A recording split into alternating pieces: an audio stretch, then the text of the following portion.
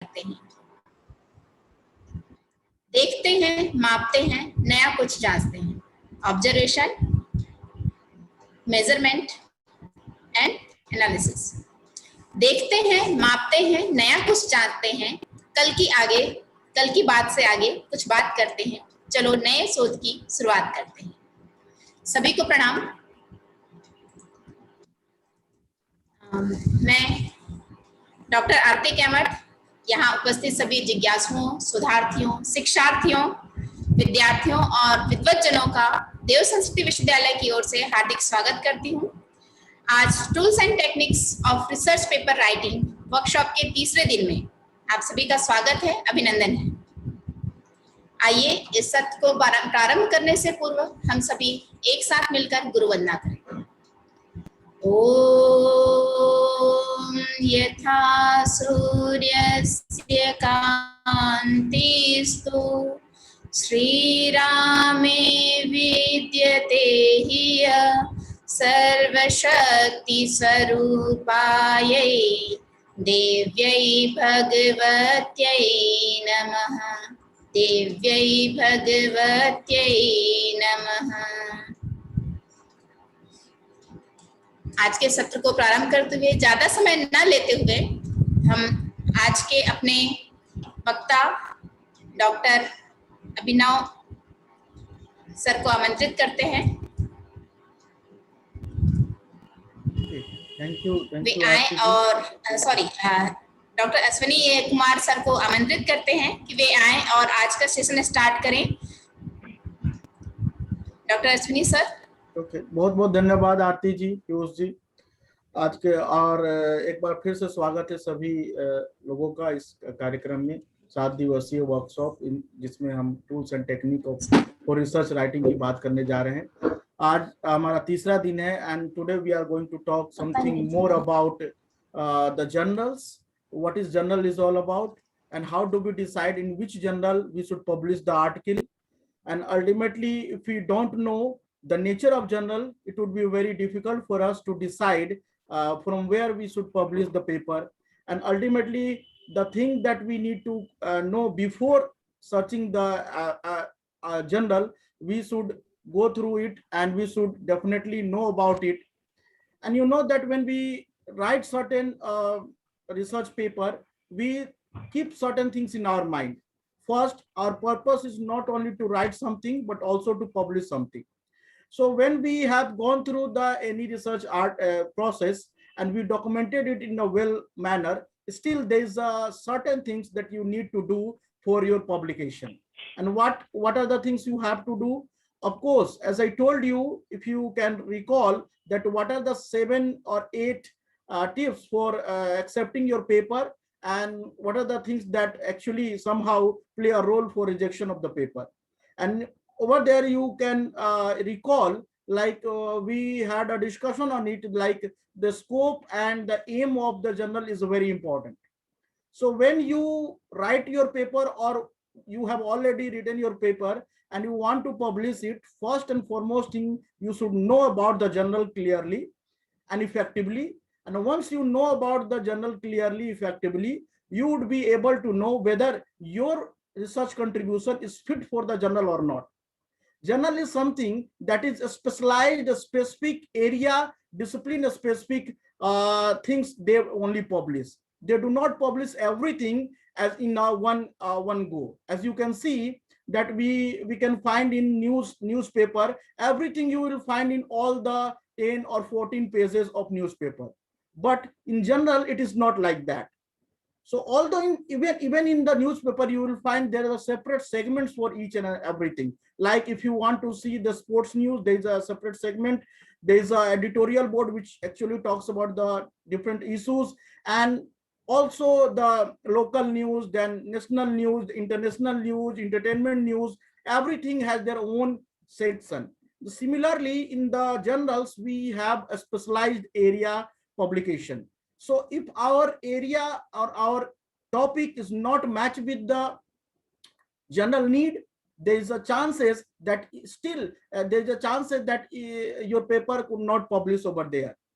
Even though you have done a tremendous job and even you have written very well according to the demand of the research, but still it cannot be published. The reason is you have not identified research journal correctly, right? So I will try to emphasize what are the key elements that you should keep in mind when you go for the journal, finding a journal.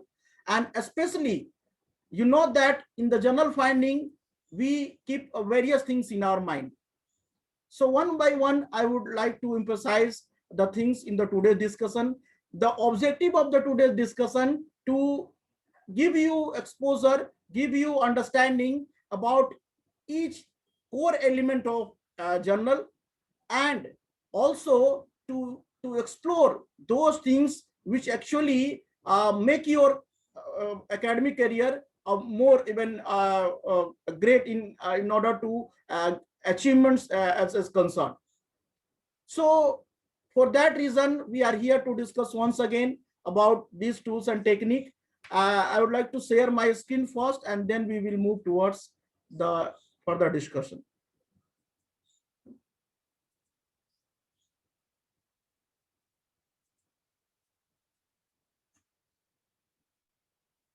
Please let me know whether it is visible or not.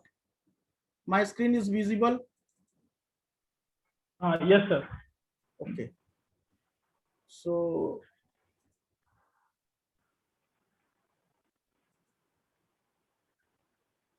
okay. So as I told you, this is the lecture, basically a session we are going to discuss about identify journal for the publication. So what are the things we are going to cover in this session especially, and apart from it, we will also talk about something more as per the need of the demand, or we can say if the time will allow us, we will go further for more discussion. The first and important things, these are the outlines that we are first in the first half we will try to cover. The first thing, that is citation.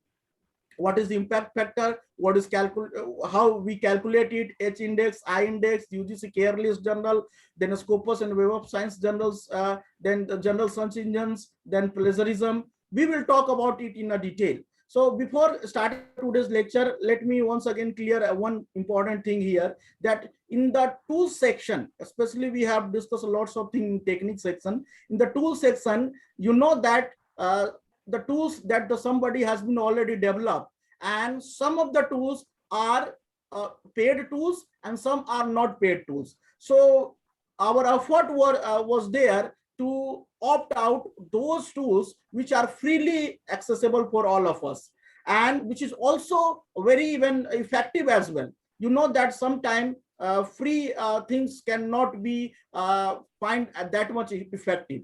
But here our goal is to be more accurate, more effective, as well as it would be possible, if it is possible, that we can opt out any free kind of software.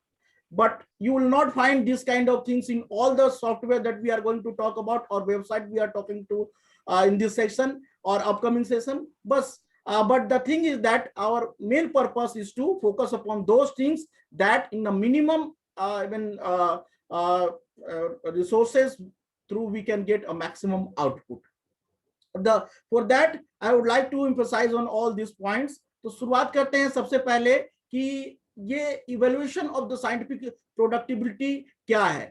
In the sense, if you have published a paper and some journal is even receiving your paper, how do we decide whether the quality of journal is there or not, and quality of your contribution is there or not? आपका जो publication है वो कितनी क्या quality का है publication, और जो जर्नल पब्लिश कर रहा है उसकी क्वालिटी क्या है.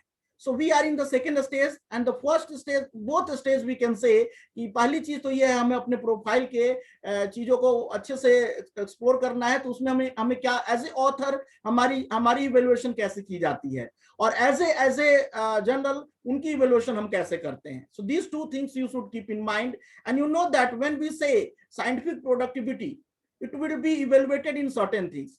You know that we give certain input to the our productivity. पहले कुछ input हम देते हैं, input के रूप में हमारा contribution होता है, जो भी infrastructure है वो है, equipments हम use करते हैं, बहुत सारे से tools and techniques हम use करते हैं. This is our input. In output, how do we decide our output is good or bad, or efficient or not efficient? Of course, with these things like our publication, our patent, our books, even technology transfer, instrument designing, royalty on the book currency. These are the output, and every institutions basically try to emphasize on it. So if you have done a tremendous job in the research area, and institution has to decide whether you have done a good job or not, how they can decide? There are two parameters through which they can decide. One is called about your quantity, how many publications you have done, and the second is of course your quality. So quantity is very simple. The publication that you have done, how many publications you have done, that is your quantity. But about quality, there is a parameter.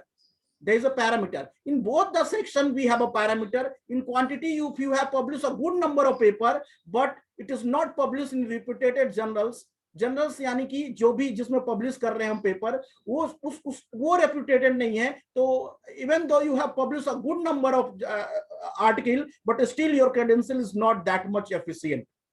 So quantity and quality we have to examine here, and for that we have a certain parameters. So for quality, it means quality indicates in the research domain, in any academic domain, the quality would indicates like that how much your research is popular, how many people are citing your work. Citing in the sense they are referring your work.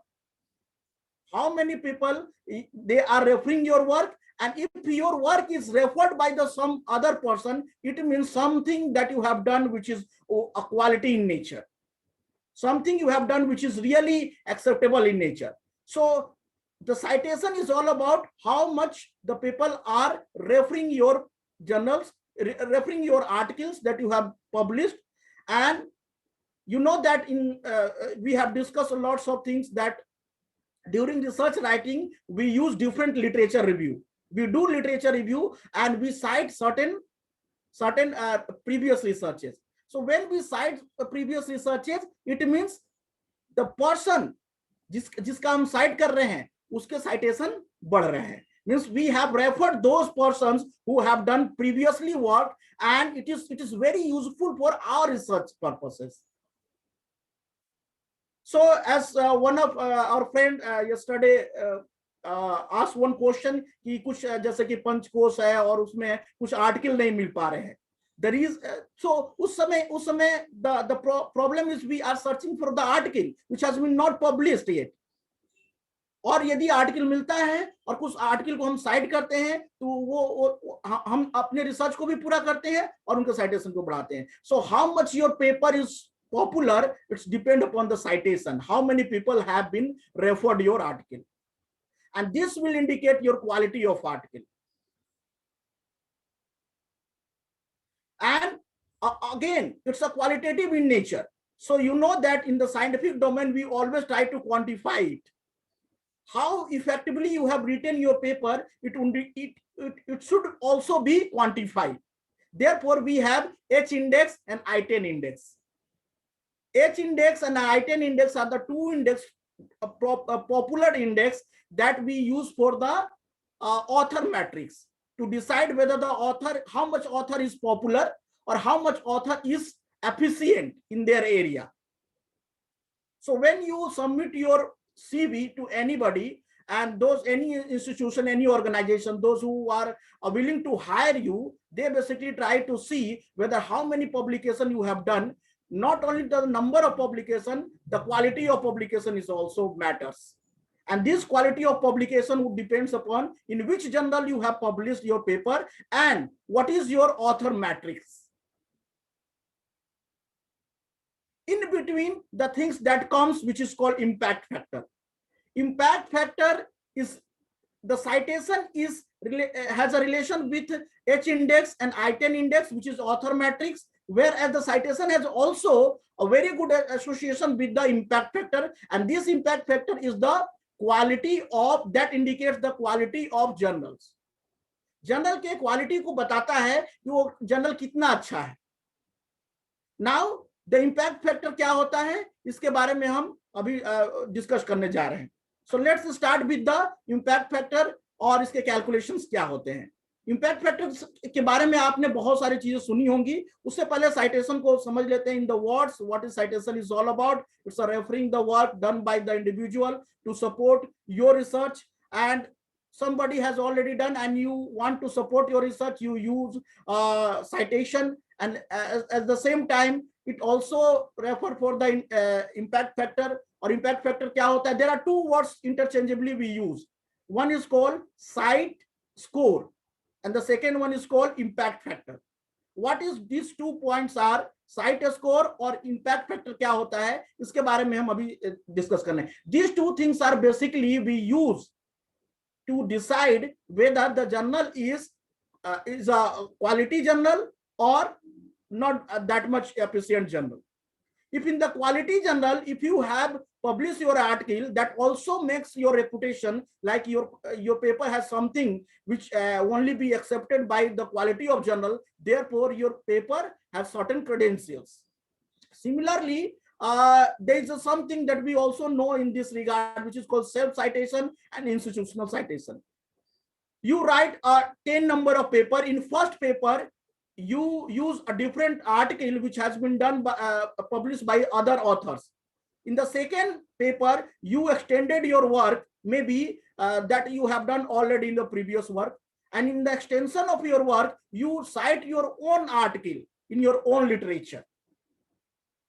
So overall evaluation of your citation, overall evaluation of your credential or quality would not will not have any impact on your self citation. The people can do if your quality of paper would indicates with the citation how many citation you have, and citation has a direct relation with H index or I10 index, or H index or I10 index is the marker of the author matrix, यानी कि author कितना अच्छा है, ये दोनों matrix है, तो क्यों नहीं हम अपने ही पेपर में अपना ही साइटेशन बहुत सारा कर लें. So self citation is eliminated from the author matrix calculation.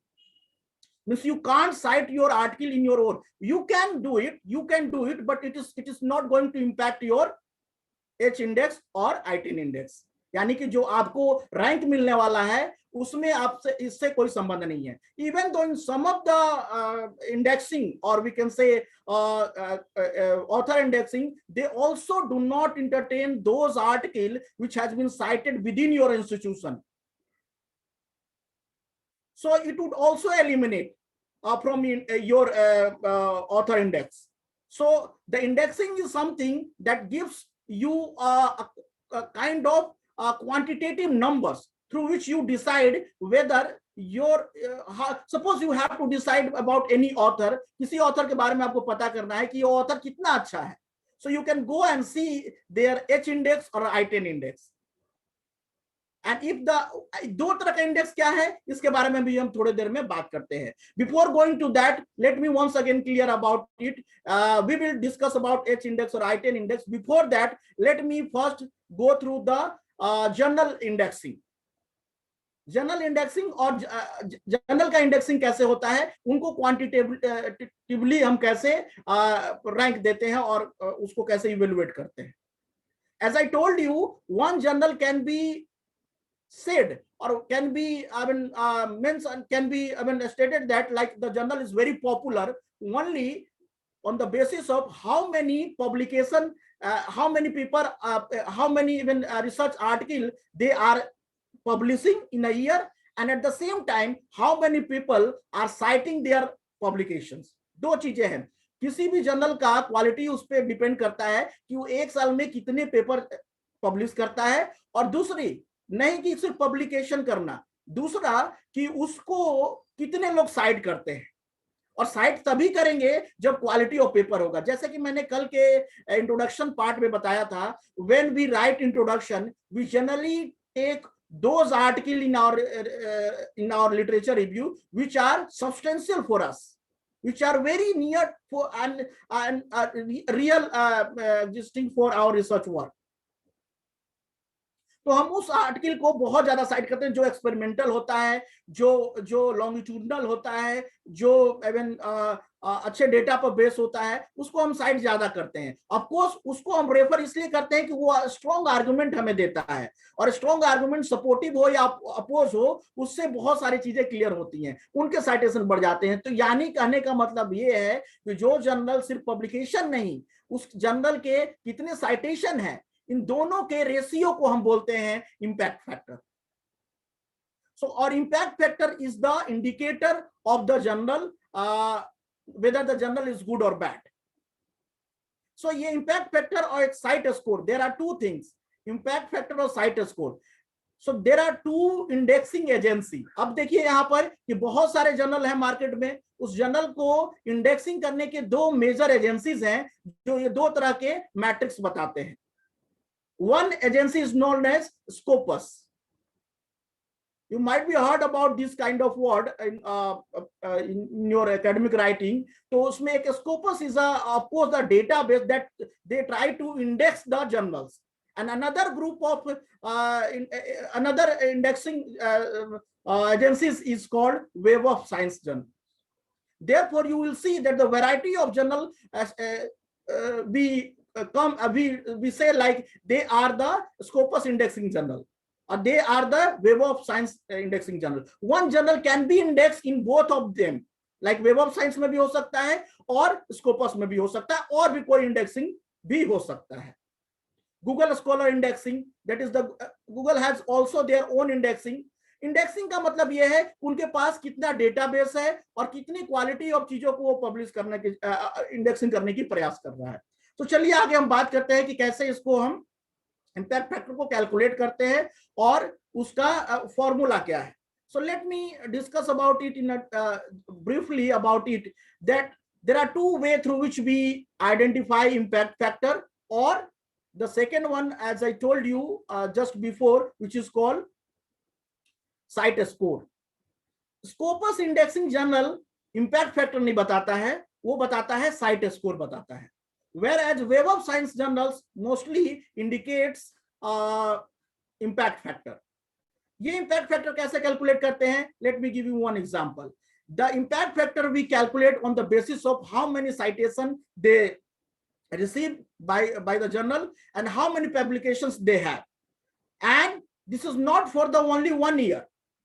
Impact factor we calculate for consecutive 2 years by adding these numbers. like एक जर्नल में जितने भी पब्लिकेशन हुए हैं, कितने साइटेशन आए हैं, y-1 यानी कि ईयर से एक घटा लीजिए। Suppose for example if we have to calculate impact factor on 2011, so we will take the data from 2011 का जो हमें डेटा इंपैक्ट फैक्टर बताना, या 2021 का, let's say if you have to calculate 2021, तो 2020 एंड 2019 ये 2 साल का डेटा हम यूज करेंगे और उसके अकॉर्डिंगली इंपैक्ट फैक्टर बताएंगे। सो यू कैन सी y-1 यानी ईयर से एक माइनस पीछे जाइए, y-2 यानी ईयर से दूसरे साल पीछे जाइए। So total number of publications for example, let's say there are 2 example 2019 and 2018। 2020 के लिए जब हम इंपैक्ट फैक्टर कैलकुलेट करेंगे, इनके total number of citation for that particular journal और total number of publication. So you can see here 437 total publish हुआ एक साल में आर्टिकल एक जर्नल के द्वारा, और उसमें टोटल साइटेशन कितने रिसीव हुए? 1278। Similarly in the next year 391 publication थे और साइटेशन कितने थे? 1190।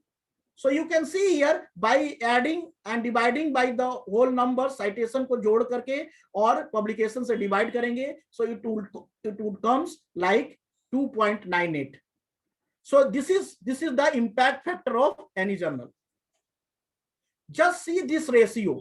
If you just think like how the impact factor will increase, if you have a mathematical understanding, you can easily understand, like if the numerator would high and denominator is low, then definitely the outcome would be high. यानी कि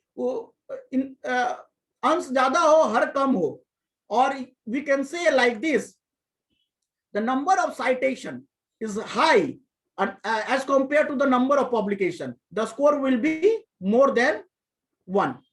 So एक से ज्यादा यानी कि बहुत ज्यादा होता जाएगा, यानी वो क्या कर रहा है, कम पब्लिकेशन कर रहा है जर्नल और उसको लोग ज्यादा साइट कर रहे हैं। वो कब होगा? इंपैक्ट फैक्टर कैसे बढ़ता जाएगा? जैसे जैसे पब्लिकेशन कम होगा और साइटेशन ज्यादा होगा। और ये कैसे होगा किसी भी जर्नल का? तब होगा वो जब क्वालिटी ऑफ पेपर को ही एक्सेप्ट करे। जब वो क्वालिटी ऑफ पेपर को एक्सेप्ट करेगा तो उसके अनुपात में क्या होगा? कम पेपर को एक्सेप्ट करेगा and you will see that there citation is very high. जो साइटेशन बढ़ गया और पब्लिकेशन कम हो गया तो रेशियो बढ़ जाएगा। सिमिलरली साइट स्कोर, ये वेब ऑफ साइंस का मैथमेटिकल कैलकुलेशन है। ऐसा ही कैलकुलेशन हमारा होता है स्कोपस जर्नल्स का, जिसको हम बोलते हैं site score. Cite score calculate not on the basis of only the 2 year consecutive year, but वो 4 साल के डेटा को लेता है और 4 साल के डेटा को सिमिलरली ऐसा ही करेगा। 4 साल के साइटेशन को जोड़ेगा, डिवाइड करेगा 4 साल के टोटल पब्लिकेशन से। सो एक 4 ईयर में जितने भी हुए। अब यहां पर ये सवाल आता है कि क्या ये साइटेशन और ये दो स्कोर हमारे पास आए, साइटेशन स्कोर, साइट स्कोर और impact factor, both are similar but their calculation is little bit difference. They consider, means the site score consider consecutive 4 year of evaluation, whereas Web of Science journal only consider 2 year of their evaluation. अब अगला question ये आता है कि citation हम कैसे count करेंगे। Citation count करने का अपना वो है, उसमें एक तरीका ये है कि यदि आपका किसी पेपर को पब्लिश किया गया स्कोपस जर्नल में, let's say example the journal name is journal of applied social psychology. अब उस जर्नल में ये स्कोपस इंडेक्सिंग जर्नल है, फॉर एग्जांपल ये है वेब ऑफ साइंस का भी जर्नल, लेकिन हम लेके चलते हैं कि ये स्कोपस इंडेक्सिंग जर्नल है। अब ये स्कोपस इंडेक्सिंग जर्नल में ही के अंदर ही जो पेपर पब्लिश होगा और उस पेपर में साइटेशन, सपोज हमने कोई एक पेपर को साइट किया तो उससे साइटेशन बढ़ नहीं जाएगा किसी का, जब तक कि हमारा पेपर उसी स्कोपस इंडेक्सिंग जर्नल में, Scopus indexing, total Scopus indexing जितने भी जर्नल हैं उसमें पब्लिश होगा, तब वो साइटेशन काउंट किया जाएगा। समझने की बात यह है कि आपने रेफर तो बहुत सारे आर्टिकल कर लिए, लेकिन आपका पब्लिकेशन आप पब्लिश नहीं कर रहे हैं, तो उस ऑथर को कोई फायदा होने वाला नहीं है। यदि आपने पब्लिश भी किया बट स्कोपस इंडेक्सिंग में नहीं किया, तो स्कोपस इंडेक्सिंग का जो इंडेक्स है वो नहीं बढ़ेगा, वो साइटेशन नहीं बढ़ेगा। यदि आपने साइट किया और वेब ऑफ साइंस में पब्लिश किया, तो वेब ऑफ साइंस में जो ऑथर बिलोंग करता होगा कोई भी पेपर, वही पेपर, तो उसका वहां साइटेशन बढ़ेगा। यानी कि with in the data set, with in the particular analysis, यदि कोई पेपर को साइट करता है और उसका पब्लिश होता है, तब जाके वो साइटेशन काउंट किया जाएगा। And these agencies, especially Scopus and Web of Science, are working very hard to scrutinize the content of the article, and therefore whatever the journal they try to index, वो चाहते हैं कि हमारा journal जो है, कोई भी जर्नल एबीसीडी जर्नल है, वो जर्नल चाहता है कि वो स्कोपस इंडेक्सिंग हो जाए या वेब ऑफ साइंस इंडेक्सिंग हो जाए। स्कोपस इंडेक्सिंग और वेब ऑफ साइंस इंडेक्सिंग होगा तो उसकी क्वालिटी इंप्रूव होगी, और उसके बहुत सारे और भी पैरामीटर है। आई am not going in that detail, this things you should know clearly कि इंपैक्ट फैक्टर कैसे बढ़ता है और जर्नल कैसे बढ़ता है। अब कोई एक दूसरा काइंड ऑफ जर्नल है जो कि खुद से इंपैक्ट फैक्टर लिख रहा है कि मेरा इंपैक्ट फैक्टर 30 है, so it means that whatever the article has been published in the same journal और सेम पब्लिकेशन और सेम साइटेशन वाला आर्टिकल यदि उसी जर्नल में पब्लिश हो रहा है, तो बस उसी को काउंट करके वो लिख देता है। सो यहां आपको समझने की जरूरत है, यदि स्कोपस इंडेक्सिंग जर्नल है और उसका इंपैक्ट फैक्टर हाई है, यानी कि उसके जितने भी पब्लिकेशन और जितने भी साइटेशन हुए होंगे सारे स्कोपस इंडेक्सिंग ही होंगे, तभी उनके साइटेशन बढ़ सकते हैं। Similarly web of science journal में इंडेक्सिंग जो समटाइम स्कॉलर करता है, गूगल स्कॉलर करता है, गूगल स्कॉलर बेसिकली ये दोनों को अपॉर्चुनिटी देता है कि आपका साइटेशन चाहे जहां भी हो, चाहे वेब ऑफ साइंस में हो चाहे स्कोपस इंडेक्सिंग में हो, दोनों जगह ऑथर का साइटेशन कहीं भी हो उसको साइटेशन काउंट करता है। वो ये नहीं कि आपका पेपर सिर्फ उसी इंडेक्सिंग में छपा हो तभी आपका साइटेशन काउंट होगा, बल्कि तो गूगल स्कॉलर के जो साइटेशन ट्रेंड है वो अलग है। तो अब ये हम आते हैं next matrix which is called index, H index और आई इंडेक्स। तो अभी तक हमने बात की थी जर्नल के इंडेक्सिंग के, अब हम बात कर रहे हैं ऑथर के इंडेक्सिंग का।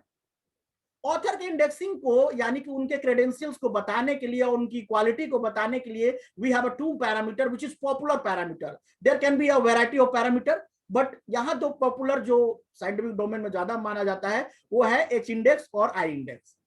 एच इंडेक्स कौन कैलकुलेट करता है? H index Scopus general calculate करता है। स्कोपस इंडेक्सिंग का जो एजेंसी है वो एच इंडेक्स को काउंट करता है।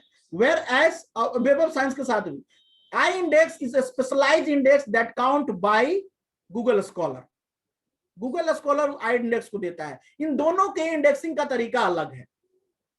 एच इंडेक्सिंग कहता है कि how many number of publication you have, if each number n times site किया गया हो तो आपको स्कोर दिया जाएगा। Let's say with the example you can see in the screen, suppose there are 3 authors X, Y and Z. X author has been published 3 papers A, B, C, and the A paper has been cited by 3 people within that domain. 3 paper तीन लोगों ने उस paper को cite किया है। So in the very first article, जब ये पहला आर्टिकल उसका पब्लिश हुआ था तो 3 लोगों ने साइट किया, तो फॉर्मूला क्या है? n number of article n times, यानी कि n नंबर ऑफ आर्टिकल यानी पहला आर्टिकल उसका पहला आर्टिकल था और एक लोगों ने भी साइट कर लिया तो उसको इंडेक्सिंग एच इंडेक्सिंग में 1 स्कोर दे दिया जाएगा। In the second article, when the same author has published the second article, and here the 4 number of participants or 4 number of author has been cited their article.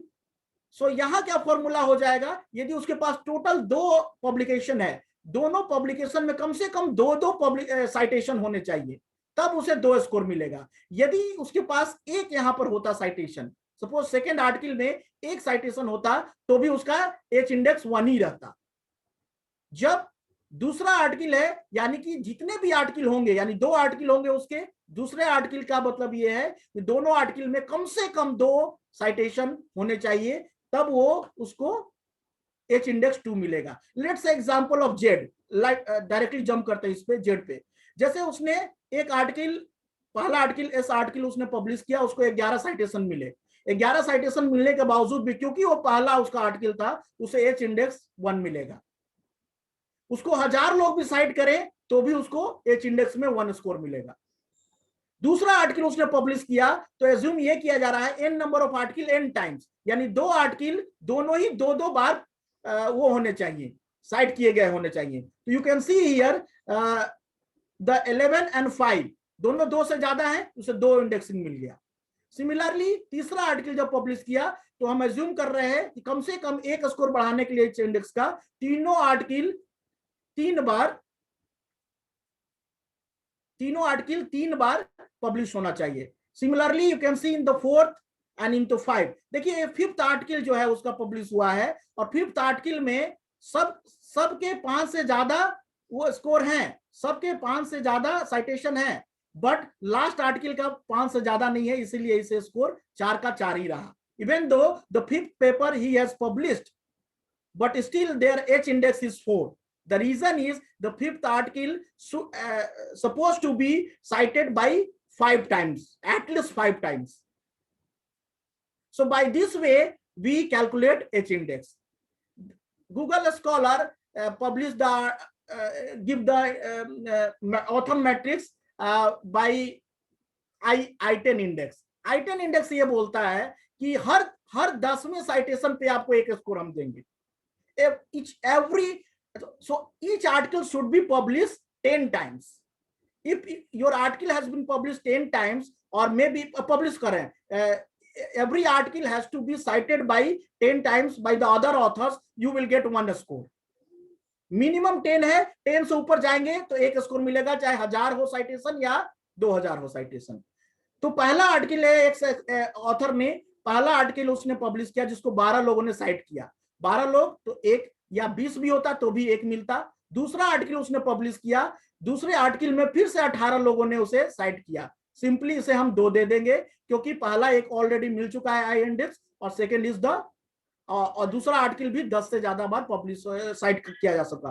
तीसरा article 30 लोगों ने उसे site किया, 3 मिला क्योंकि 10 से ज्यादा हमें चाहिए। चौथा आर्टिकल या सॉरी ये 3 तक हो गए। दूसरे ऑथर की बात करते हैं, उसने पहला आर्टिकल जब पब्लिश किया तो 10 लोगों ने साइट किया तो 1 स्कोर दिए। दूसरा आर्टिकल पब्लिश किया बट सिर्फ 4 लोगों ने किया तो उसका I index will remain same here, क्योंकि इट्स गोस 10 टाइम्स यदि आपको साइट किया जाए ईच पेपर। तीसरा आर्टिकल उसने पब्लिश किया और यहां भी उसको क्या सॉरी यहां हम देख रहे हैं तीसरा आर्टिकल को 5 बार ही साइट किया गया है। और चौथा आर्टिकल 16 जो है इसको आप देखिए सिमिलरली हम थर्ड केस में लेके तो तीसरा आर्टिकल जो है यहां उसको पहला को 11, दूसरा को 5 और तीसरा को 16 यानी 10 से ज्यादा हो गया तो फिर एक और स्कोर बढ़ जाएगा। अभी तक 1 था 2 हो गया। इसके बाद चौथा आर्टिकल को 10 फिर से साइटेशन मिला तो 1 स्कोर और बढ़ा दिया गया। पांचवा आर्टिकल को साइटेशन नहीं मिल पाया 10 से ज्यादा तो उसका वो स्कोर यही रहेगा। जैसे ही ये साइटेशन 10 से ऊपर जाएगा इसका आई इंडेक्स बढ़ जाएगा। So this is overall calculation of H index and I index. So somebody have 10 I index और 10 H index, तो उसका क्या इन्फ्रेंस हम निकालेंगे? यदि हम एक सीवी बनाते हैं और उसमें ये लिखते हैं हमारा H इंडेक्स 10 है और I इंडेक्स 10 है। H इंडेक्स 10 है इसका मतलब ये हुआ कि कम से कम आपके 10 आर्टिकल पब्लिश तो है और 10 आर्टिकल 10 बार साइट की गए हैं, इसीलिए आपका H इंडेक्स 10 है। और 12 है तो वैसे 12 आर्टिकल 12 टाइम्स एटलीस्ट साइट किया गया है। आई इंडेक्स 4 आर्टिकल आपने पब्लिश किया। आई इंडेक्स यदि 3 है इसका मतलब यह है कि आपने चाहे 4 आर्टिकल पब्लिश किया हो चाहे 5 आर्टिकल पब्लिश किया हो ये पता नहीं चलेगा, लेकिन एटलीस्ट 3 आर्टिकल आपको 10 से ज्यादा बार साइट किया जा चुका है। If your I index is 10 does not means that how many article you have publish, at least 10 article तो आपने पब्लिश किया ही किया है। उससे ज्यादा भी करेंगे तो भी आपको 10 ही मिलेगा, क्योंकि हर आर्टिकल 10 बार कम से कम साइट होना। सो this is the marker through which the evaluating agency, HR, or we can say the recruitment agency identify whether you are the good scholar or not. So it takes a huge time, huge effort to make this indexing. सो इसको simply मैंने example के through बताने की कोशिश किया है कि इन दोनों में डिफरेंसेस क्या है। You can see and hopefully you have understand all this things, so I am not going to in detail, लेकिन you can see here that कैसे ये यहाँ 3 है साइटेशन उसका फिर भी उसको 0 मिल रहा है I10 में, क्योंकि I10 के लिए कम से कम 10 चाहिए उसको साइटेशन और 10 हो नहीं पा रहा है। जब तक 10 नहीं होगा इसका स्कोर बढ़ेगा नहीं। देखिए यहाँ पर 11 होने की वजह से इसे 1 मिल रहा है, लेकिन फिर 5 6 हैं, लेकिन यहाँ पर आप देख रहे हैं कि उनको 10 एक स्कोर भी नहीं बढ़ रहा है क्योंकि ये 10 से ज्यादा साइटेशन नहीं है। बट आप H इंडेक्स देखिए, ये पहला आर्टिकल है 1 टाइम्स होना चाहिए, दूसरा आर्टिकल दोनों 2 बार होना चाहिए जो है, तीसरा आर्टिकल तीनों 3 बार होना चाहिए इसलिए 3 स्कोर दे दिया, चौथा आर्टिकल तीनों 4 बार होना चाहिए तो 4 मिल गया, और पांचवा आर्टिकल इसका मतलब ये है कि पांचों 5 बार होना चाहिए जो कि हो नहीं पाया है, इसलिए 4 का 4 H इंडेक्स रहेगा। This is the simplest, as simple as I can explain here, and you can understand whenever you go and see the author, you should understand ये author कैसा है और किस तरह से उसका, और इसी तरह से आप अपनी चीजों को और भी बेहतर बना सकते हैं, और इसलिए marker. Now I am coming to the important part, which is somehow the tools part, which is UGC care list. UGC has decided to not to confuse the scholar and to give the proper list through which they can understand where they should publish the paper. So they have gone through a very scrutiny process, and they scrutinize the journal with the different calculations, or with their calculation they identify there are 2 kind of group. You can see here the group 1 and group 2 journals. अब ये group 1 and group 2 journals क्या है? Group 2 journals is basically Scopus and web of science journals, whereas the group 1 journal is the national journal which has a good reputation. So I would like to show you how we can get the list of these journals, so that according to your discipline you will go and see in which journal is really cited in UGC care list or not, and you should go with that list or not. So let me go and see the website from where you can get all the data.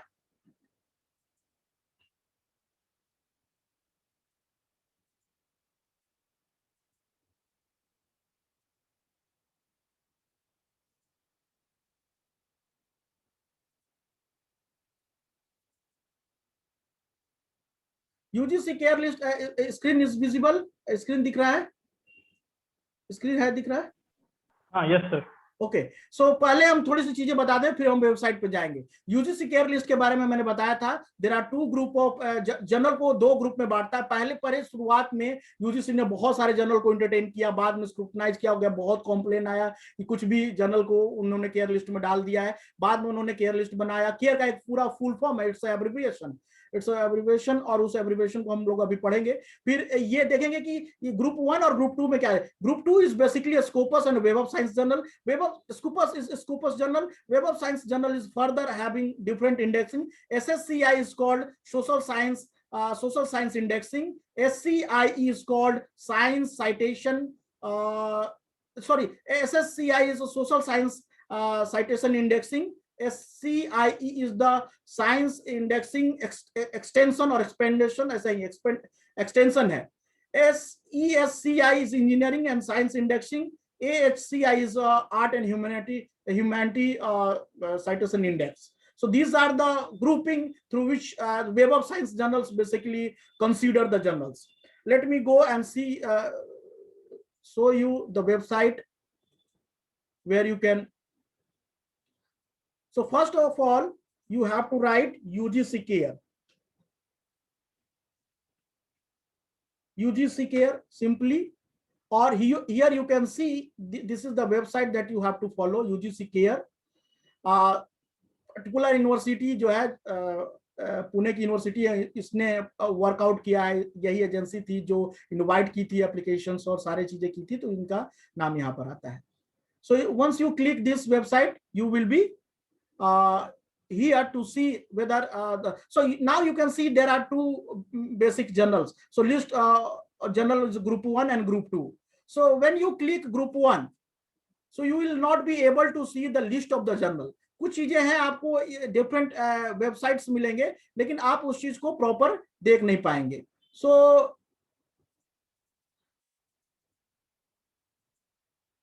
तो हम क्या करेंगे, इसके लिए सबसे पहले हम login करते हैं। लॉगिन के बाद ही आप लिस्ट ले पाएंगे। It's mandatory for all the individual to get login first, और इसको क्रिएट कर सकते हैं, इसमें कोई पैसा नहीं लगता है, कुछ नहीं लगता है। And why it is essential, the reason is if you are a scholar, first you should have the care list journals and so that you can think about further कि किस जर्नल को हम लेते हैं। तो let me log in first. I have already registered my self and you can also do it.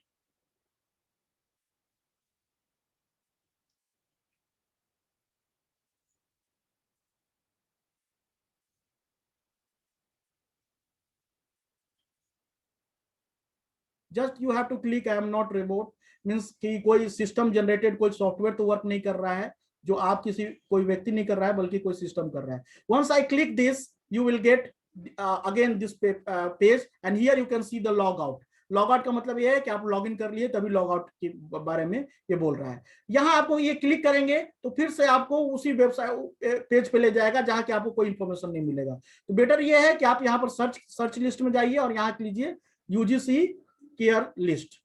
Once you do it, you will see that in this page, let me show you. हाँ, तो यहाँ आप देखिए UGC Care list 1 group है, यहाँ से आप UGC Care का फर्स्ट ग्रुप का लिस्ट आप ले सकते हैं। और इस लिस्ट में you can search it by your own discipline. आप बहुत सारे कीवर्ड डायरेक्ट जर्नल का नाम डाल के, ISSN नंबर डाल करके, बहुत सारी चीजों से कर करके देख सकते हैं।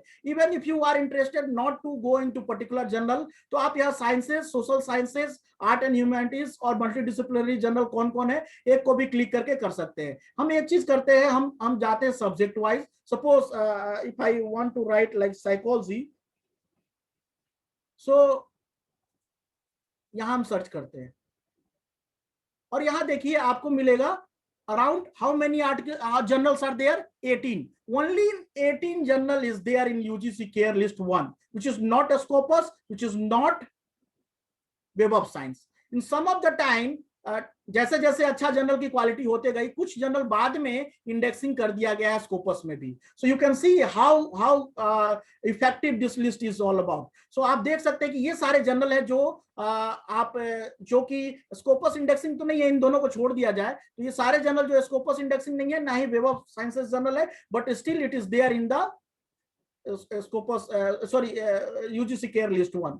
So you can go and see the second list, total 18. और देखिए यहाँ पर योग मीमांसा, इसमें आप ये जनरल देख रहे हैं, यहाँ पर आपको पता चलेगा कहाँ से पब्लिश की जाती है और इसका ISSN नंबर क्या है और ये क्या है. When you click on view, it will redirect to the things where you can get the more information about these journals.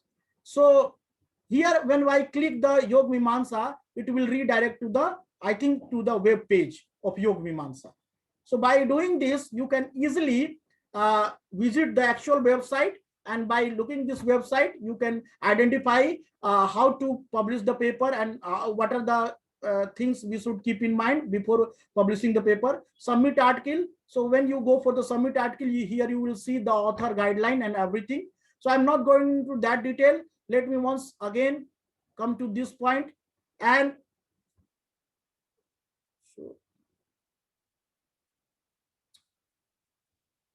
this okay, yeah. So now I can see the different tab. So we have seen psychology का देख लिया हमने. इसी तरह से और subject का आप कर सकते हैं और सब्जेक्ट के भी चीजों को आप देख सकते हैं और इजीली आप उसे अंडरस्टैंड करें. फिर से हम सर्च पे जाते हैं, फिर से बैक जाते हैं सर्च पे. ग्रुप 1 पे भी अभी हम फिक्स रखते हैं और ग्रुप 1 के सर्च ग्रुप 1 में हम रिसेंटली जाते हैं. और यहाँ से यदि if you want to download all the journals which is there in UGC care list और सोशल साइंस, तो यहाँ सोशल साइंस डाउनलोड का ऑप्शन यहाँ नहीं आता है, आपको वेब ऑफ साइंस में डाउनलोड का ऑप्शन मिलेगा. Here you can manually do it if you want to do. आप एक एक मैनुअली करके देख सकते हैं. सोशल साइंस के सारे जर्नल्स होंगे. एक चीज यहाँ पर आपको थोड़ी सी चीजें आपको देखनी पड़ेंगी. वैसे तो यूजीसी केयर लिस्ट 1 में सारे जर्नल हैं, but you can't find any impact factor which is very essential for the journal. तो इसके लिए हम अलग से बताएंगे कि कैसे आप देखेंगे और उसका आइडेंटिफाई कर. वैसे भी मैंने बताया कि जो जर्नल्स स्कोपस इंडेक्सिंग और वेब ऑफ साइंस इंडेक्सिंग नहीं है, वो उनका ना ही साइट स्कोर मिलेगा आपको और ना ही इम्पैक्ट फैक्टर मिलेगा. वो अपने सेल्फ क्लेम्ड उनका डेटा होता है जो उस पर करते हैं. But especially for web of science journals and scopus journals, we will have a proper. So let's go and see the group 2. तो अब ग्रुप 2 में जब हम जाते हैं तो देखते हैं यहाँ पर क्या क्या है. केयर लिस्ट 2 में वेब ऑफ साइंस जर्नल की बात की गई है और वेब ऑफ साइंस में ये 3 तरह के, वैसे मैंने बहुत सारे चीज बताया था, specially art and humanities citation index, then even science citation index और social science citation index. So ASCI जिसके बारे में हमने बताया था, SCIE के बारे में एक्सपेंडेड जो बताया था वो है. और ये तो ये दो चीजों को हम थोड़ा विस्तृत से देखते हैं. चलते हैं पहले स्कोपस में, फिर इसके बाद हम इसको आएंगे. पहले यदि चलिए वेब ऑफ साइंस में चलते हैं. तो वेब ऑफ साइंस में जैसे for example social science citation index हम देखना चाहते हैं, because we belong from the social science background, therefore I am specially. Again when you go and see the web of science journal master list, ये आप direct भी जा सकते हैं गूगल में सर्च करके, यहां से भी रीडायरेक्ट भी किया गया है. अगेन यहां पर एक प्रॉब्लम ये है कि आप यहां पर प्रॉपर लिस्ट ऐसे नहीं आप पा पाएंगे, उसके लिए आपको फिर से लॉग इन करना पड़ेगा. सो वेब ऑफ साइंस के लिए again create a free account. It's a free, totally free. Just you have to spend a few minutes for that and you will get all the access. So let me, I have already done it. So therefore I am just putting my credentials here in order to get access.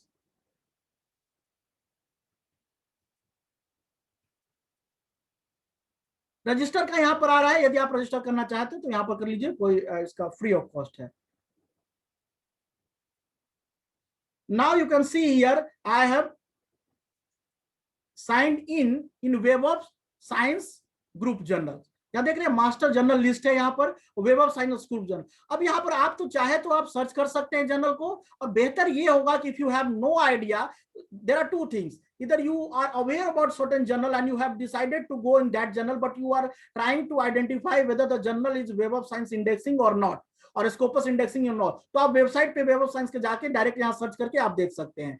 Late me go, suppose for example if I have to check the journal of applied psychology is a web of science journal और not, I just written these things and click on that search journal, and here you can find this journal name means if the journal is displaying in this page, इसका मतलब ये है कि web of science journal में ये indexing है। और ये इंडेक्सिंग है इसका मतलब ये, इसमें जब आप क्लिक करेंगे तो और सारे प्रोफाइल्स आपको देखने को मिल जाएगा। और इसमें प्रोफाइल में बहुत सारी चीजें हैं, ये कैसे कैसे है इसके बारे में मैं थोड़ी देर में अभी बात करता हूं। उससे पहले मैं बता रहा हूं, यदि आपको जर्नल के बारे में पता नहीं है तो you can go directly on the tab which is there which is called download. तो डाउनलोड में आप जाइए, ये होम पेज पे भी आ जाएगा, और डाउनलोड में जाने के बाद ये सारे चीज आपको दिख जाएंगे। All these are in excel format, you easily download it and find it the list of journal. For example, let's say suppose we have to download it social science citation index. So इसको हमने click किया,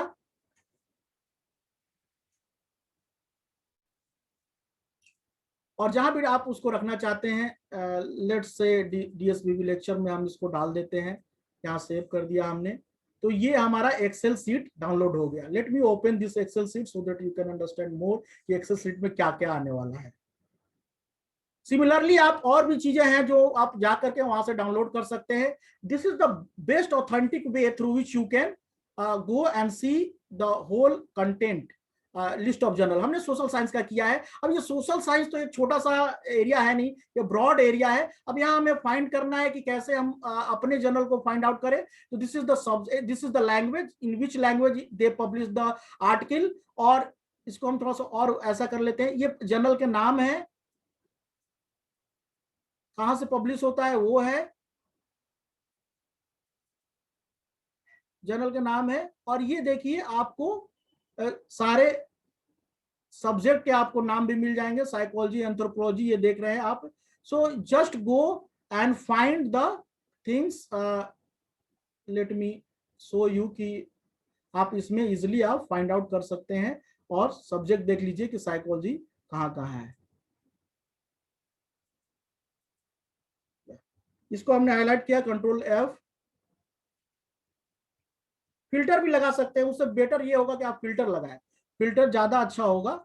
यहां से आप जाते हैं और यहां देखिए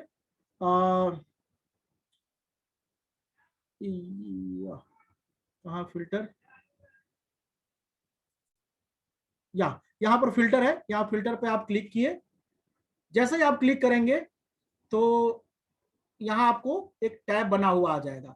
अब यहाँ पर आपको जो जो रिलेटेड है, फॉर एग्जांपल हम क्या करते हैं, यहाँ हम अनसेलेक्ट सबको कर देते हैं। और साइकोलॉजी से जितने भी यहाँ से स्टार्ट हो रहा है अल्फाबेटिकली है, साइकोलॉजी से रिलेटेड पॉलिटिकल साइंस आ गया, फिर लेट मी गो साइकेट्री आ गया, साइकेट्री से है आपका संबंध तो वो भी कर सकते हैं। यहाँ से आप सिलेक्ट कर लीजिए जितने भी साइकोलॉजी से रिलेटेड, कई सारे नाम से आपको मिलेंगे। तो जिसमें साइकोलॉजी है वो हम सिलेक्ट कर रहे हैं। सारे हम नहीं करेंगे अभी, आपको दिखाने के लिए मैं कर रहा हूं, कुछ मैंने सिलेक्ट कर लिया है। आप जितने भी साइकोलॉजी के उसको सिलेक्ट कर लीजिए। जब आप इसको, सॉरी पब्लिक एड में हो गया, यहां तक हम सिलेक्ट किया, और भी ऊपर था, इसको भी मैं सिलेक्ट कर लेता हूं। जैसे सिलेक्ट करेंगे, ओके करेंगे, तो ये सिर्फ ऊपर में टॉप में और सारी चीजें जो है साइकोलॉजी के अलावा सारा कुछ हाइड हो जाएगा। आपका एक्सेल में सिर्फ और सिर्फ वही जर्नल दिखाएगा जो साइकोलॉजी उसमें वर्ड शामिल है। Now you have a compact list where you can see which journal is a psychology journal as well as it is indexing in Web of Science journal. तो वेब ऑफ साइंस जर्नल के ये सारे journals हैं, आप उसको एक एक करके आइडेंटिफाई कीजिए। मैंने बहुत कम सेलेक्ट किया था, और भी साइकोलॉजी के जर्नल्स हैं, तो आपको यहाँ पूरा लिस्ट मिल जाएगा। Similarly you can go for anthropology, philosophy और भी डिसिप्लिन के लिए आप कर सकते हैं। ऐसा देखेंगे, हो सकता है कि आपको योग एज ए डिसिप्लिन ना मिले, तो आप उससे रिलेटेड और भी चीजें, जहां वो योग की जर्नल्स में जिसको इंटरटेन किया जाता है, yoga is also kind of philosophy that we use. Experiment में आप जा सकते हैं, इंटरडिसिप्लिनरी अप्रोच में जा सकते हैं, फिलोसफी। इसके बाद आपका आता है इंटरडिसिप्लिनरी एक्सपेरिमेंटल वर्क में, और इंटरवेंशन वाले जर्नल्स में, इसके बाद थेरेपी वाले जर्नल्स में, बायोमेडिकल जर्नल्स में। ये सारे जर्नल्स में आप सर्च कर सकते हैं जहां आपका स्कोप पूरा बनता है, and you can go and see your journals over there. तो चलिए अब यहां से हम थोड़े से आगे की ओर बढ़ते हैं। And as I have shown you like these are the special citation index kind of things जो कि वेब ऑफ साइंस करता है। वेब ऑफ साइंस का कोई भी जर्नल आप लेते हैं या स्कूपस का कोई भी जर्नल लेते हैं, that is the reputed journal. और even you will surprise to know some of the institution like my institution Ramanujan College जिससे मैं बिलोंग करता हूँ, या फिर मैंने जहाँ से पढ़ाई की है IIT से, वहां मैं दोनों ही जगह मैं देखा हूँ, और जामिया में भी मैं वर्क किया, तीनों जगह देखा हूँ कि स्कोपस इंडेक्सिंग और वेब ऑफ साइंस जर्नल में पब्लिकेशन के लिए कुछ पैसे दिए जाते हैं। इवन कि IIT में बहुत ज्यादा पैसा दिया जाता है, बट इवन रामानुजन कॉलेज और इस सब कॉलेज में भी पर ऑथर 15,000 रुपीज दी जाती है as a incentive, as a motivation कि और भी ज्यादा इसको पब्लिश करें। So it's apart from the salary. तो इस तरह के इनिशिएटिव, एक इनिशिएटिव यदि रखते हैं तो थोड़ा सा मोटिवेशन बढ़ता है। आई am not saying monetary health is something which everything can get the everything, but या एक अप्रिसिएशन टोकन और भी कुछ चीजें हम कर सकते हैं उस तरह से थोड़े से मोटिवेशन बनाने के लिए इंस्टीट्यूशन हमेशा करते रहता है। जैसे कि आपको बाहर जाने का मौका मिलेगा, इतने पेपर पब्लिश कर लेंगे तो, इतने स्कोपस इंडेक्स पब्लिश मतलब कि स्कोपस इंडेक्सिंग कर लेंगे तो ultimately it will be count on the NAAC accreditation. NAAC का जब एक्रीडेशन होता है तो इसमें सबसे इंपॉर्टेंट फैक्टर होता है कि आपके फैकल्टी और फैकल्टी का पब्लिकेशन, आपका प्रोफाइल और कितने पब्लिकेशंस इन ईयर हुए हैं और कितने स्कोपस जर्नल और वेब ऑफ साइंस जर्नल्स में पब्लिश हुए हैं। तो ultimately it makes a good reputation. तो चलिए हम और आगे बढ़ते हैं और चीजों को थोड़े और अच्छे से समझने का प्रयास करते हैं। तो हमने यहाँ देखा कि वेब ऑफ साइंस जर्नल है और देयर आर टू मेजर। तो ग्रुप 2 में क्या आता है? ग्रुप 2 में वेब ऑफ साइंस जर्नल आते हैं जिसको हमने अभी एक्सप्लोर किया है। अब हम आते हैं स्कोपस साइंस लिस्ट में। स्कोपस साइंस लिस्ट है जो कि स्पेशली एल्सवेयर का दिया हुआ ये है। Elsewhere is a publishing house. अब समझना है आपको कि ये इंडेक्सिंग एक अलग एजेंसी है, जो स्कोपस और वेब ऑफ साइंस एक इंडेक्सिंग एजेंसी है। और इस इंडेक्सिंग एजेंसी को कोई कोई हायर भी कर लेता है, कोई खरीद लेता है और कुछ तरह से चलाता है। स्कोपस इंडेक्सिंग को एल्सवेयर चलाता है। तो जितने भी paper, most of the journal जो कि एल्सवेयर का है, वो सारे स्कोपस इंडेक्सिंग मिलेंगे आपको। सो ये हमारा आ गया स्कोपस प्रीव्यू। यहां से आप देख सकते हैं कि जर्नल आपका स्कोपस इंडेक्सिंग है कि नहीं है, क्योंकि हमें अभी नहीं देखना है कि स्कोपस इंडेक्सिंग है कि नहीं है, हमें अभी पता करना है कि हमारे लिए कौन सा जर्नल है जो Scopus index. You can see here in this page, you can see 42,180 journals are Scopus indexing journal across the discipline, सारे डिसिप्लिन में। Web of science journal mostly science को लेकर के वो करता है, साइंस डोमेन को ज्यादा वो करता है, जर्नल्स उसके हैं। और Scopus indexing journal basically interdisciplinary और बाकी सारे जितने भी डिसिप्लिन है सबको कवर करता है। धीरे धीरे वेब ऑफ साइंस जर्नल में सोशल साइंस के भी बहुत सारे जर्नल्स अब शामिल हो गए हैं जो कि पहले नहीं हुआ करते थे। और वेब ऑफ साइंस जर्नल जो है उसका अपना तरीका है और उसके अकॉर्डिंगली वो इंडेक्सिंग करता है। लेट्स से 42,000 में से तो हम अपना सर्च कैसे करें? There are 3-4 options you have. Either if you have directly you know that the journal names और जर्नल का नाम और उसका ISSN नंबर जानते हैं तो डायरेक्ट डाल के आप सर्च कर लेंगे। और यदि आप नहीं जानते हैं तो आपको पता करना है तो subject area is the best options you have. Here I am just typing psychology. जब हम साइकोलॉजी टाइप करते हैं तो देख रहे हैं कि यहाँ पर इतने सारे डिफरेंट डिविजन्स हैं। इस डिविजन्स को हमको सब में हम कर सकते हैं। यदि आप एकदम स्पेसिफाइड है कि नहीं क्लिनिकल में जाना है तो क्लिनिकल को क्लिक कीजिए। यदि आपको नहीं पता है कि हम कहाँ फिट हो रहे हैं तो उसके लिए आपको क्या करना है, साइकोलॉजी को बस क्लिक कर देना है। जैसे ही आप साइकोलॉजी क्लिक करेंगे इसका मतलब ये सारा सिलेक्ट हो गया है। अब अप्लाई कर देते हैं। By applying this, you can see here around 1,534 journals are listed Scopus journal जो कि साइकोलॉजी से बिलोंग करते हैं। तो and these Scopus indexing journal are placed in descending order in terms of their site score. Site score क्या है? मैंने बताया था साइट स्कोर कैसे कैलकुलेट करते हैं। सो साइकोलॉजी का जो टॉप मोस्ट जर्नल है, this is called psychological science in the public interest and supplement, or psychological bulletins. Psychological bulletin is a very popular because it has a good impact factor। अलग word में बोल लीजिए इसको, site score ही impact factor है, but ये 3-4 साल का लेता है इसलिए इसका नाम अलग है। तो यहाँ देख सकते हैं, और ये डिसेंडिंग ऑर्डर में इम्पैक्ट फैक्टर आपको देखने को मिलेगा। देखते जाइए आप, नीचे डिसेंडिंग ऑर्डर में जा रहा है। So one of the question that I have listen yesterday और उससे पहले वाले सेशन में कि हम एज ए बिगिनर हम कौन से जर्नल को आइडेंटिफाई करें जिसमें हमें अप्रोच करना चाहिए। तो सपोज आप साइकोलॉजी के स्कॉलर हैं, साइकोलॉजी में आपने रिसर्च किया है, तो आपको सबसे पहले आइडेंटिफाई ये करना चाहिए कि किस जर्नल, बिगिनर के लिए मैं बोल रहा हूं, आई एम नॉट डिस्करेजिंग और demotivating anybody, I am just saying that if you are the beginner you should start with the beginning itself. और बिगिनिंग क्या है? जिसका इंपैक्ट फैक्टर सबसे कम है। So let's go and see the list. अब यहाँ लिस्ट में आप देख रहे हैं कि ऐसे करके ये पूरे 50 लिस्ट है, तो हम डायरेक्ट 50 को क्लिक करते हैं क्योंकि ये सबसे कम इंपैक्ट फैक्टर वाला सबसे बॉटम में होगा। तो बॉटम में हम जाते हैं तो यहां हम देखिए ये है बॉटम 0.7। इसका मतलब क्या हुआ आप लोग बता पाएंगे इजिली? 0.7 का मतलब ये हुआ कि साइटेशन कम है और पब्लिकेशन ज्यादा है। इसका मतलब पब्लिकेशन ज्यादा है, साइटेशन कम है, तभी तो एक से नीचे का स्कोर आएगा। In the mathematical formula that we have discussed, citation is the numerator where the denominator is the publication. So publication ज्यादा हो जाएगा citation से, तो क्या हो जाएगा?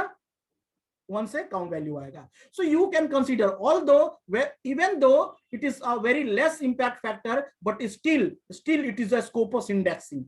It will definitely give you H index और I इंडेक्स आपका देगा ही देगा, क्योंकि स्कोपस इंडेक्सिंग है तो H इंडेक्स को कैलकुलेट करेगा और इसको गूगल स्कोलर का काम है I इंडेक्स कैलकुलेट करना, वो करेगा।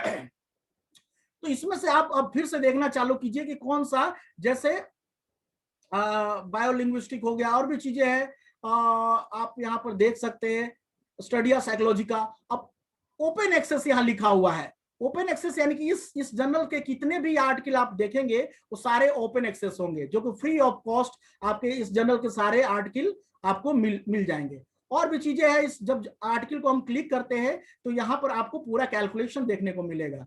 As I told you, just a minute, as I told you कि हाँ, ये देखिए साइट स्कोर कैसे कैलकुलेट किया जाता है ईयर ऑफ 2020 का। आप देख रहे हैं ये 17 से लेकर के 20 तक, यानी 17, 18, 19, 20 4 साल का total citation divided by total documents यानी कि जितने पेपर पब्लिश हुए हैं उससे डिवाइड किया गया। 67 divided by 84 is equal to 0.8। It's 2020 citation score और cite score you can say. Similarly 21 के लिए अभी तक ये है, जैसा जैसा ये टाइम बढ़ता जाएगा वो बढ़ता जाएगा। कैसे पब्लिश करना है, इस वेबसाइट पर जाकर ऑथर से रिलेटेड गाइडलाइन आप देख सकते हैं और आगे कर सकते हैं। So this is the best way as I can suggest you that if you are a beginner start with the beginning. और बिगिनिंग इन द सेंस कि सबसे कम वो जो है फैक्टर है उसको हम कंसीडर करेंगे। ये फर्स्ट क्राइटेरिया हुआ। सेकंड क्राइटेरिया के बारे में हम अब जा रहे हैं बात करने। तो यहां हमने दो चीजें देखी। यूजीसी केयर लिस्ट के थ्रू हमने देखा कि there are 2 care list, one in which the national journals are there, although sometime we say it is also international, but national journals ज्यादा है जिसके अच्छे रेपुटेशंस है, बट वो कहीं ना कहीं इंडेक्सिंग नहीं है। ग्रुप 2 में सारे इंडेक्सिंग जर्नल है, या तो वेब ऑफ साइंस के होंगे या स्कोपस के होंगे। अब यहां तक हमारी बातें क्लियर हो गई। अब हमें जैसे पता चला है, देखिए स्कोपस इंडेक्सिंग जर्नल्स में के लिस्ट में बहुत सारे जर्नल्स आते हैं। अब ये इंडेक्सिंग जर्नल्स हो गए, स्कोपस और वेब ऑफ साइंस क्या हो गया, इंडेक्सिंग हो गया। अब हम जो बात करने जा रहे हैं वो है पब्लिशिंग हाउस की। पब्लिशिंग हाउस, पानी पी लेते थे।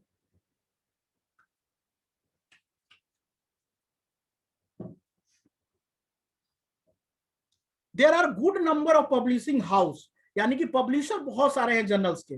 उस पब्लिशिंग हाउस में से हमें कुछ को सेलेक्ट करना है और उसके अकॉर्डिंगली हम जर्नल को फाइंड करना है। As I told you, Elsevier, Springer, Taylor and Francis, Emerald, all these are the popular kind of publishing house. और इसलिए हम इन सारे पब्लिशिंग हाउस के जर्नल्स को एक एक करके आइडेंटिफाई करते हैं। So next things that we have the journal finder website. Journal finder website में आप देखेंगे कि हमने बेसिकली इन सारे चीजों को एक जगह लिखा है। इसमें क्या है, Elsevier journal finder, Springer journal suggester, Wiley journal finder, Taylor and Francis journal finder. Springer and Elsevier ये दो ऐसे ग्रुप ऑफ पब्लिशिंग हाउस है जो स्कोपस इंडेक्सिंग कराते हैं। वेली और टेलर एंड फ्रांसिस, इमराल्ड, ये सारे जो हैं ज्यादातर आपको देखने को मिलेगा वेब ऑफ साइंस जर्नल्स में। So let's start with one by one, एक एक करके हम देखते हैं कि इसमें क्या मिलता है। सपोज हमें हमने लिखा जर्नल फाइंडर।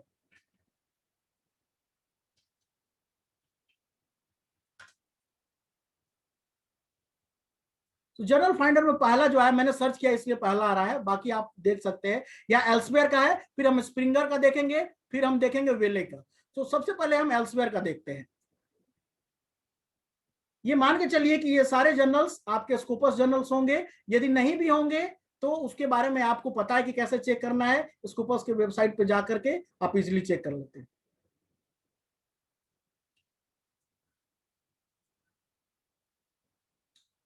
अब यहां पर क्या है, you can see here, this is the website, and in this website basically it helps you a lot to find your appropriate journal.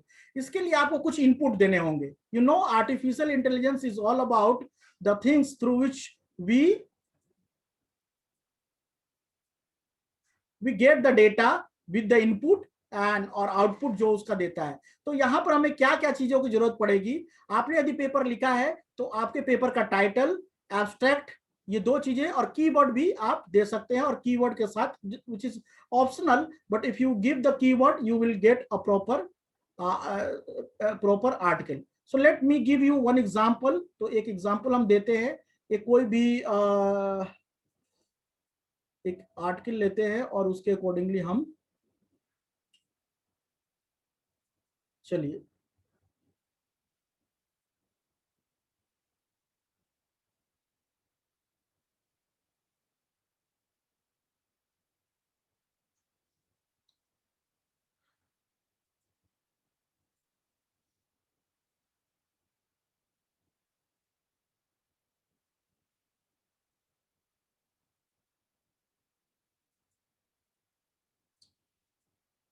ये अभी फॉर्मेटिंग नहीं है, इसका फॉर्मेटिंग करके मैं एक अलग सा डॉक्यूमेंट बनाया हूँ। फिलहाल मैं इसको सर्च करने जा रहा हूँ कि क्या इससे कैसे कैसे हम आर्टिकल ढूंढ पाएंगे। हमने आर्टिकल लिखा और आर्टिकल को हम पब्लिश करने जा रहे हैं।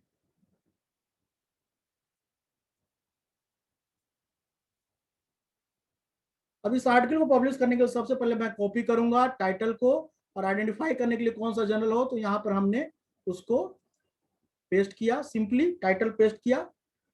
अब ले लेते हैं हम पूरे एब्स्ट्रैक्ट को,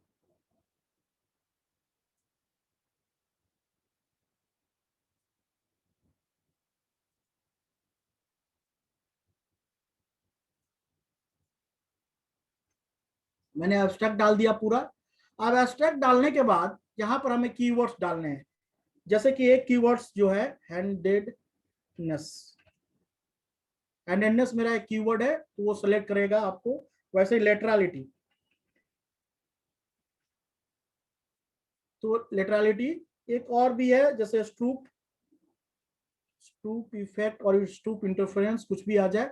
चलिए स्टूप इंटरफेरेंस आ गया। जैसे ही हम ये सेलेक्ट करते हैं, इसके बाद हमें क्या करना है, फाइंड जर्नल्स। तो जो भी जर्नल्स जो एल्सवेयर के जर्नल्स होंगे वो यहाँ पर लिस्ट कर देगा। कुछ चीजें हमें यहाँ समझने की जरूरत है। यहाँ पूरा लिस्ट आ गया जर्नल्स की, आप देख सकते हैं पूरे जर्नल्स के लिस्ट आ गए। अब इस जर्नल के लिस्ट में हमें वन बाय वन करके चलना है। जैसे the first journal that I can see here which is brain and cognition. ये जर्नल कैसे आया है और इसके बारे में क्या क्या है, थोड़े से हमें बात करनी होगी इसके बारे में। तो यहाँ देखिए, सबसे पहले हम देखेंगे इस जर्नल का acceptance rate. Acceptance rate is 19% only. It means 100 लोग यदि जर्नल में सबमिट करते हैं तो सिर्फ 19 लोगों का पेपर एक्सेप्ट होता है। So this is a quality of journal, and here you can see the impact factor at the same time 2.310 impact factor है। वेयर द साइट स्कोर, क्योंकि इम्पैक्ट फैक्टर 2 साल पे निकाला जाता है या 4 साल पे, तो दोनों के स्कोर में अंतर आ जाता है। But you can refer any one of them.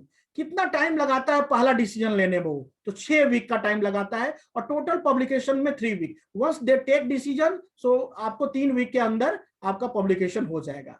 Another thing that you need to know here very interestingly, when you see this, there are two kind of options you can see here. एक yellow colour का, एक grey colour का लिखा हुआ। OA का मतलब है open access, OA का मतलब है ओपन एक्सेस, S का मतलब है subscriptions.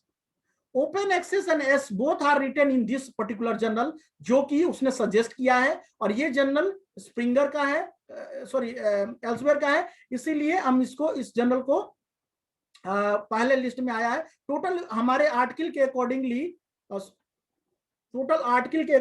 You can see here 48 journal they have selected around 48 journals, जो कि बहुत ही अच्छा जर्नल है। उनके अकॉर्डिंगली हमने पूरा एब्स्ट्रैक्ट डाल दिया है, टाइटल डाल दिया है। अब एक एक चीज करके बात करते हैं। जैसा मैंने बताया, इस जर्नल में QA और S लिखा है, यानी कि ये जर्नल ओपन एक्सेस भी है और सब्सक्रिप्शन बेस्ड भी है। अब ये दोनों कैसे हैं? दोनों का मतलब ये है कि कुछ जर्नल्स क्या करते हैं, ऑथर से पूछते हैं कि क्या आप अपने जर्नल को ओपन एक्सेस रखना चाहते हैं। So if you say yes, you will have to pay this much amount, $2,100, $2,100 आपको पे करना होगा एक आर्टिकल को। एक्सेप्टेंस के बाद, you know, it only be the author can pay only after the acceptance, और acceptance के बाद पे करने का मतलब है $2,100 is a big amount for us, especially around 1.5 और 6 lakhs हो जाएंगे आपके। सो यहाँ समझना ये है कि आपके पास दोनों ही ऑप्शन है। सो अब बात ये आती है कि ओपन एक्सेस और सब्सक्रिप्शंस ये दोनों जर्नल क्यों देते हैं। सिंपल सी बात है, यदि वो जर्नल, देखिए वेस्टर्न कल्चर को आप भूल नहीं सकते हैं, उनके कुछ तो गुण तो आएंगे ही, गुण या अवगुण कह लीजिए, कि कैपिटलिस्ट माइंडसेट से वो चलते हैं। यदि जर्नल में एफर्ट लगा रहे हैं, एडिटोरियल बोर्ड काम करा रहे हैं, तो this is not for those who are scholar can free access, can have a free access, not at all. Indian scripts में देखिए, भारतीय संस्कृति जितनी स्क्रिप्ट्स है सारे फ्री हैं, कोई आता है पढ़ के जाता है, कोई साइटेशन, कोई पैसा नहीं। आप एक किताब खरीद लीजिए सिंपल, बहुत कम से कम पैसे में आप खरीद सकते हैं, और उसको एक आर्टिकल को पब्लिश करने के लिए आपको अराउंड 1.6 लाख रुपीस देने होंगे, जो कि पॉसिबल नॉर्मल है। तो लेकिन it does not discourage you in all the way. If the journal shows S, it means it also accept non paid articles. तो नॉन पेड आर्टिकल जब वो करेगा, तो इसका मतलब है यहाँ पर आप यहाँ डाल सकते हैं, as I told you just before, the particular thing which is called acceptance rate, यानी कि इसकी एक्सेप्टेंस रेट, इसको भी हम अच्छा ही मानेंगे। even in the even a good journal, you will see that their acceptance rate is very low, 2%, 1%। जाता है और रिजेक्ट कर देते हैं, जाता है रिजेक्ट कर देते हैं। सो 100% में से सिर्फ 19%। और कितना टाइम लगता है? Suppose you are a scholar and now in these days UGC has decided that only you can submit your thesis if you have a 2 peer reviewed journal publications। अब कम समय है, पब्लिकेशन करना है, तुम कैसे करेंगे? तो यहां पर हम लगाएंगे फिल्टर, और फिल्टर लगा के कुछ चीजें हम आइडेंटिफाई करेंगे। एक फिल्टर तो ये है कि आप चाहते ही नहीं है कि कोई ओपन एक्सेस जर्नल आपको सजेस्ट करे, तो इसको ऑफ कर दीजिए, दैट्स इट। यहां कोई भी जर्नल जो एक्सेप्ट दिखाएगा वो ओपन एक्सेस वो नहीं होगा, सारे सब्सक्रिप्शन बेस्ड ही होंगे। तो for time being I am just इसको ऑन ही रखते हैं, ताकि सजेशंस ज्यादा से ज्यादा है। दूसरा फिल्टर करने का एक तरीका और है कि यहां पर बेस्ट मैच में जाइए, और बेस्ट मैच में suppose for example time to first decision, या फिर एक चीज हम करते हैं, पहले एक्सेप्टेंस रेट देखते हैं, जिसका acceptance rate, I am again considering the beginner here, those who are beginner should approach those journal which has a good acceptance rate। let's click on this and you will see कि सबसे पहले 68% सबसे ज्यादा है, इससे ज्यादा इनके पास नहीं है। जो एल्सवेयर का जर्नल है साइकोलॉजी के अंदर, इसको सबसे पहले उसने सजेस्ट किया, जो कि हमारे डिसिप्लिन स्पेसिफिक में आता है। और इसमें देखिए अब 68% तो है, बट ये कंप्लीटली ओपन एक्सेस है, यानी कि अच्छा खासा चार्ज करेगा, और ये चार्ज करने का मतलब कितना, $2,000। so you can understand now, if you have that much of money you can go and see, therefore their acceptance rate is high। इसका मतलब ये हुआ, सॉरी, इसका मतलब ये हुआ कि ऐसा नहीं हुआ कि आप 1.5 लाख 2 लाख रुपया दे करके इमीडिएटली आपका पेपर छप जाएगा, ऐसा नहीं है। वो क्या करते हैं, वो वर्कआउट करेंगे आप पे, पहला सजेशन देंगे। जब हम पेपर सबमिट करते हैं तो पेपर सबमिट करने के हर लाइन का क्रिटिसिज्म होता है। So each line they documented in row, तो सारे जैसे ही आप पेपर सबमिट करेंगे, फाइनल स्क्रिप्ट के रूप में एक डाउनलोड होता है जिसमें जितने भी लाइन आपके पेपर में है उतने रो काउंट करेंगे। वो रो जब काउंट हो जाएगा उस रो के अकॉर्डिंगली वो सजेस्ट करेंगे कि the second row third word is not appropriate, kindly correct it. So review जब आता है तो इस तरह का रिव्यू आते हैं, वो जर्नल के सारे लाइन को लाइन काउंट करेंगे वो, और उसके अप्रोप्रिएट वर्ड को वो ऐसा नहीं बोलेंगे कि significant word is not appropriate in, तो आप समझे कहां कहां अप्रोप्रिएट नहीं है, वो बताएंगे कि 14th row third word. So you will identify easily कि वो रो में कहां पर है। So let's forget about these things। और मैं नहीं चाहता हूं कि हम इतना पैसा पे करके और जर्नल में वो करें, तो आप यहां पर ये कर देते, ऑफ कर देते हैं। अब ऑफ करने के बाद जो हमारे पास सजेशंस है उसको एक बार फिर से देखते हैं। सो 50% एक आपको जर्नल मिल रहा है। अब ये जर्नल 50% पे है, और ये ऑफ करने का मतलब ये है कि ये दोनों ऑप्शंस दे रहे हैं, ये दोनों ऑप्शंस दे रहा है, तो it's up to the author. So 50% 6 week 18 week में फाइनल, यानी कि करीब करीब 4 से 5 महीना आपको लग जाएगा इसमें पब्लिकेशन में। और यदि पेड होता है तो 2450। यहां आपको समझने की जरूरत यह है कि पेड का मतलब यह है कि इसका मतलब ये नहीं क्वालिटी ऑफ जर्नल बेकार हो गया, इसका मतलब ये है कि अब वो ओपन एक्सेस होगा। तो जितने भी ओपन एक्सेस रिसोर्सेज आपको मिलते हैं वेबसाइट पे, all are paid, somehow paid, not all are paid, most of them are paid, and therefore they gives you author opportunity if you want to work। अब यहां पर क्या होता है कि जब आप H इंडेक्स और I इंडेक्स बढ़ाना चाहते हैं तो आप एक्सेस ज्यादा से ज्यादा लोगों को देंगे तभी तो वो साइट कर पाएंगे। ज्यादा से ज्यादा लोगों को एक्सेस देने का मतलब है कि आप ओपन एक्सेस कर दीजिए। ओपन एक्सेस करेंगे तो ज्यादा से ज्यादा लोग पढ़ेंगे और ज्यादा से ज्यादा लोग साइट करेंगे। अब लिमिटेड एक्सेस होने की वजह से सब लोग तो पेपर देख नहीं पाते हैं, तो एक स्ट्रेटजी ये होता है ऑथर का कि पे कर देते हैं ताकि हमारा H इंडेक्स और I इंडेक्स बढ़ जाए। So those who are capable और institution is providing any funding to them, कोई इंस्टीट्यूशन यदि उनको पैसा दे रहा है तो ठीक है, वो अपने पास न रख के, इंसेंटिव न रख के इसमें लगा देते। तो ऐसे ऐसे प्रैक्टिसेस भी sometime I have seen somewhere. तो कहने का मतलब वो एक तरफ से फिलैंथ्रोपिक वर्क भी हो गया। फिलैंथ्रोपिक वर्क ये हो गया कि जो आपका आर्टिकल सब लोग पढ़ पाएंगे, डाउनलोड भी कर पाएंगे, और दूसरी बात ये है कि आपका साइटेशन डेफिनेटली बढ़ेगा यदि ओपन एक्सेस है तो। चलिए, तो आगे हम चलते हैं। हमने एक फिल्टर लगाया था, similarly you can make any filter, general name और जो कुछ भी है। हम कभी कभी क्या होता है, टाइम हमारे लिए बहुत इंपॉर्टेंट होता है, सम टाइम पैसे से भी ज्यादा इंपॉर्टेंट टाइम हो जाता है कि नहीं, तो टाइम के पर्सपेक्टिव में हमने डाला है। और यहाँ देखिए जो पहला जनरल सजेस्ट किया है, हमने पैसे को ऑलरेडी ऑफ कर रखा है, ओपन एक्सेस को, तो ओपन एक्सेस ऑफ कर रखा है। तो यहाँ पर टाइम देखिए 2 वीक और 11 वीक, यानी कि 2 वीक यानी कि 15 दिन के अंदर, और 1 महीना के अंदर आपका पब्लिकेशन हो गया यदि एक्सेप्ट हो गया तो। इस जर्नल को आप रेफर कर सकते हैं, and acceptance rate is not that bad, it's also can consider as a good acceptance rate, 2% भी होता है। तो करंट बायोलॉजी पे है, इसमें भी क्योंकि मैंने डाला है लेटरलिटी ब्रेन से रिलेटेड है। ब्रेन का स्पेशलाइज्ड फंक्शन, 2 हेमिस्फीयर अलग अलग तरीके से वर्क करते हैं, उनके स्पेशलाइजेशन को लेटरलिटी करते हैं, और ये लेटरलिटी पर है, इसीलिए ये बायोलॉजी का भी कुछ कॉन्सेप्ट यहाँ वो सजेस्ट कर रहा है हमने। ठीक है, तो similarly you can go and see all the things, और यू कैन सी जैसे कि ये जर्नल में 2 कीवर्ड्स को डायरेक्टली हाईलाइट किया है, ह्यूमन मूवमेंट साइंस, इसमें देख रहे हैं हैंडेडनेस को भी और लेटरलिटी को भी हाईलाइट किया है, ये मैच कर रहा है इस जर्नल के कीवर्ड से। तो इस तरह से ये जर्नल जो है फाइंड करता है। Similarly you can also go and C somewhere, journal finder हम फिर से लिखते हैं।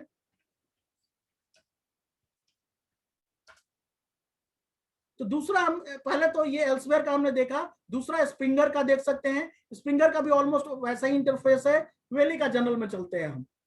वेली के जर्नल में भी आप जाएंगे तो 3 इंफॉर्मेशन तो आपको देने ही देने होंगे। वेली जर्नल जो है वेब ऑफ साइंस जर्नल है। वेब ऑफ साइंस जर्नल है, इसका मतलब ये है 3 चीजें आपको समझ लेनी होंगी कि क्वालिटी के जर्नल्स मिलेंगे यहाँ पर। और क्वालिटी के जर्नल का मतलब ये है कि आपको 2-3 चीजें इंफॉर्मेशन देनी होंगी जो अप्रोप्रिएट हो। इससे ये पता चलता है कि आधा काम आपका ये कर देगा, आप एक एक जर्नल के स्कोप को, उसके आइडिया को नहीं देखेंगे। मैंने बोला था कि पब्लिकेशन के लिए जर्नल का स्कोप जानना, उसका एम जानना बहुत इंपॉर्टेंट है। सो समहाउ ये आपके काम को आसान कर देता है, और आसान करने के साथ साथ इसमें बहुत सारी बेनिफिट्स आपको देखने को मिल जाती हैं। तो यहां पर हम, यदि आप सेम आर्टिकल के टाइटल और एब्स्ट्रैक्ट को कॉपी करके हम पेस्ट करते हैं और देखते हैं कि ये कैसा जर्नल सजेस्ट करता है और इसका क्या तरीका है सजेस्ट करने का।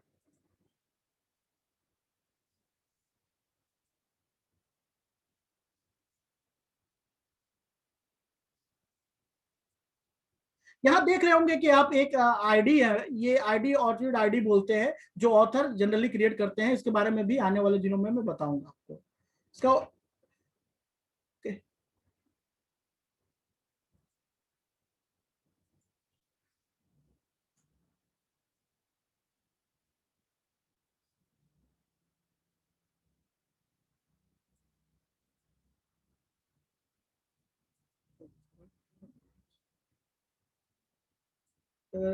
Already you know the journals if you have listed. नहीं, एक मिनट, यहाँ क्यों नहीं सर्च कर रहा है?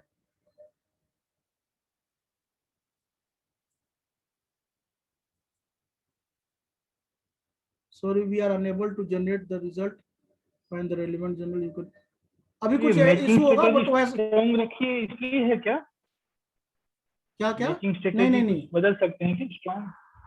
नहीं नहीं नहीं, दो है, या तो जर्नल के नाम से आप सेलेक्ट करें, या इसमें आता है, हो सकता है कुछ अभी इशू चल रहा हो, बट आप आराम से इसमें देख सकते हो। वैसा ही इंडेक्सिंग इसमें भी आएगा कुछ। मैं टाइटल को देख करके देखिए एक बार। टाइटल को एब्स्ट्रैक्ट हटा दीजिए, सिर्फ मैन्युस्क्रिप्ट टाइटल करके फाइंड करिए, देखिए। अच्छा अच्छा अच्छा अच्छा, जी सर जी सर जी सर। अब देखिए ये और नहीं हो रहा है। यहां से आप टाइटल के लिए दूसरा वो है, उसको हम डायरेक्ट जर्नल के टाइटल से search for a journal the title, या जर्नल का नाम देना होगा, या थोड़ा सा ये है, मैं तो जहां तक मैं समझ पा रहा हूँ इसमें आता है, ऐसा कोई इशू नहीं है। इसमें दोनों में आप टाइटल डालिए, मैन्युस्क्रिप्ट एब्स्ट्रैक्ट में भी टाइटल को ही डालिए। अच्छा अच्छा, चलिए आप फाइंड करिए। ओके। सो एब्स्ट्रैक्ट नहीं ले रहा है इसमें, ठीक है ठीक है, थैंक यू। तो यहाँ पर हम देख रहे हैं कि कुछ जर्नल्स हमें सेलेक्ट किए गए हैं, और ये जर्नल्स हैं ब्रेन एंड बिहेवियर। और इसी तरह से कोई भी आप जर्नल को आप जैसे ही आप क्लिक करते हैं तो आपके इसके बारे में पूरा डिटेल मिलेगा आपको। जैसे कि यहाँ पर इम्पैक्ट फैक्टर आपको देखने को मिल रहा है, और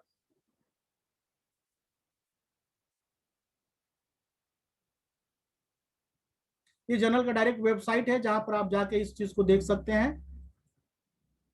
और भी चीजें इसमें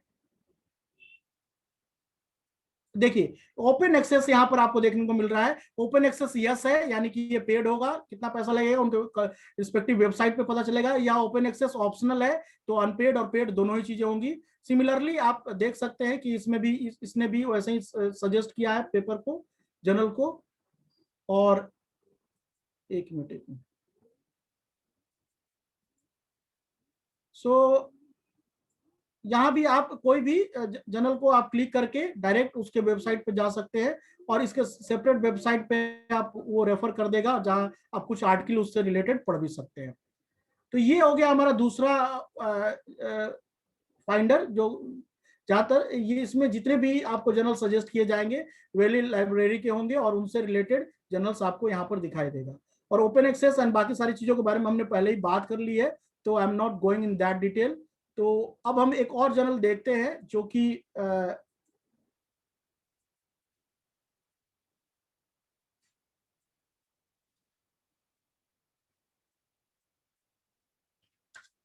स्प्रिंगर का हम देखते हैं। पहले हमने देखा था एल्सवेयर का, अब स्प्रिंगर का। स्प्रिंगर का भी वही वे है, सिंपल। इसमें भी आपको दो चीजें करनी होंगी, टाइटल डालनी होंगी और एब्स्ट्रैक्ट डालना होगा। So let me once again paste the abstract here.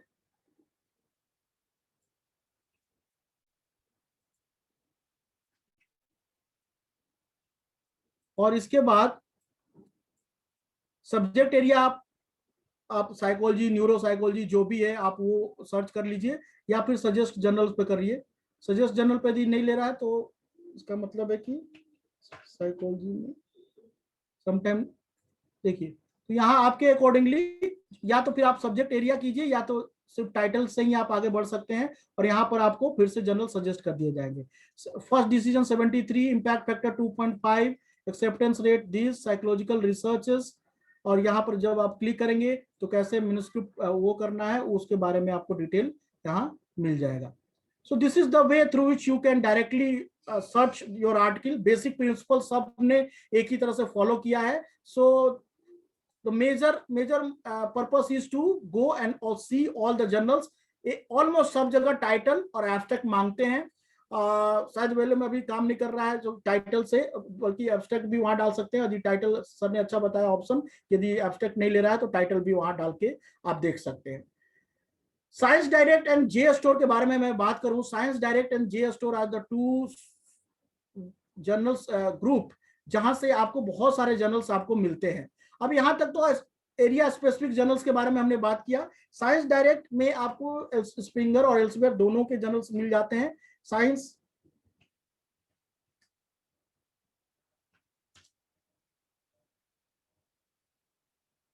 या फिर आप डायरेक्ट साइंस डायरेक्ट पे जाएं, साइंस डायरेक्ट के वेबसाइट पर डायरेक्टली आप गए, और साइंस डायरेक्ट के वेबसाइट पे आप कीवर्ड डालिए, कुछ भी डालिए, जैसे कि मैंने पहले कीवर्ड्स डाले थे वैसे ही मैं डाल रहा हूँ। लिटरलिटी और इमोशनल इंटेलिजेंस मैंने डाल दिया suppose. So you can see here the article will show you. यहाँ जर्नल नहीं आ रहा, जर्नल फाइंडर तो हमने अलग बता दिया। अब यहाँ आर्टिकल ये फाइंडर है, स्पेसिफिक आर्टिकल जिसमें वो कीवर्ड्स हैं वो आइडेंटिफाई करेगा, और वो कीवर्ड के अकॉर्डिंगली वो जितने भी आर्टिकल है वो आपको यहाँ पर दिखा देगा।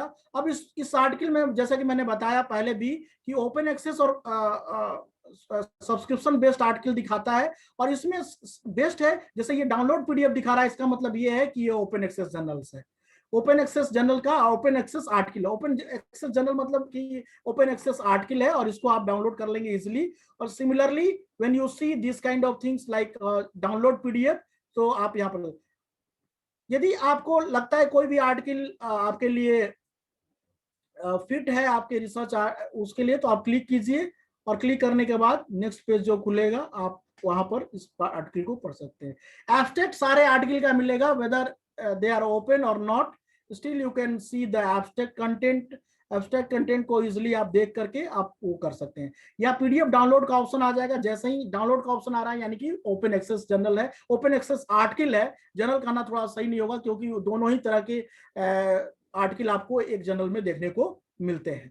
So Science Direct is also a kind of search engine, you can say, which actually gives you a good number of data, especially the kind of article which is reputed article elsewhere, और इसके बाद Springer, बहुत सारे ऐसे publishing house से आपको ये journal suggest करता है। इसके बाद वो second group of search engine है जो कि और भी अच्छा, वो अच्छा क्या मतलब इक्विवेलेंट है, वो है JSTOR. JSTOR is a journal store kind of things. यहाँ आपको डायरेक्ट जे स्टोर लिखते हैं गूगल पे तो पहला सजेशन वही आता है, जनरल जे स्टोर होम। नॉर्मली इंस्टीट्यूशंस में, अच्छे से इंस्टीट्यूशन में जे स्टोर और साइंस डायरेक्ट के सब्सक्रिप्शंस होते हैं।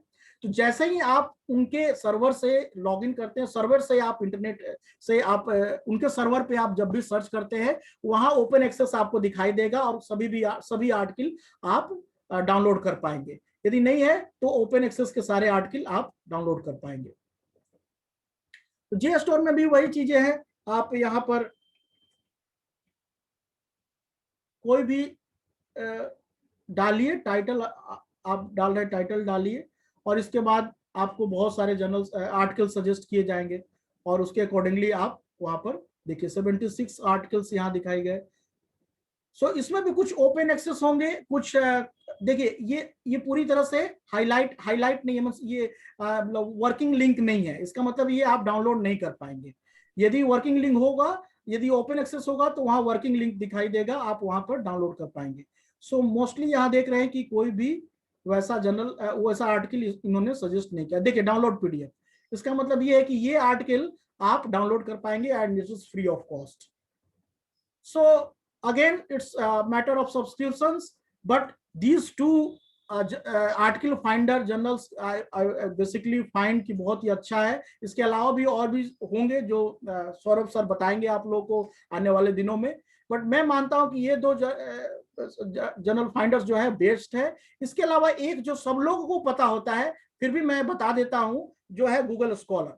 Suppose you have to search any article, let's say the same article I would like to share, search करना चाहता हूं और ये इससे रिलेटेड अब मुझे कुछ चाहिए मटेरियल, तो और आर्टिकल चाहिए, तो या तो मैं कीवर्ड डाल के वो कर लूं या फिर गूगल स्कॉलर डायरेक्टली लिखूं।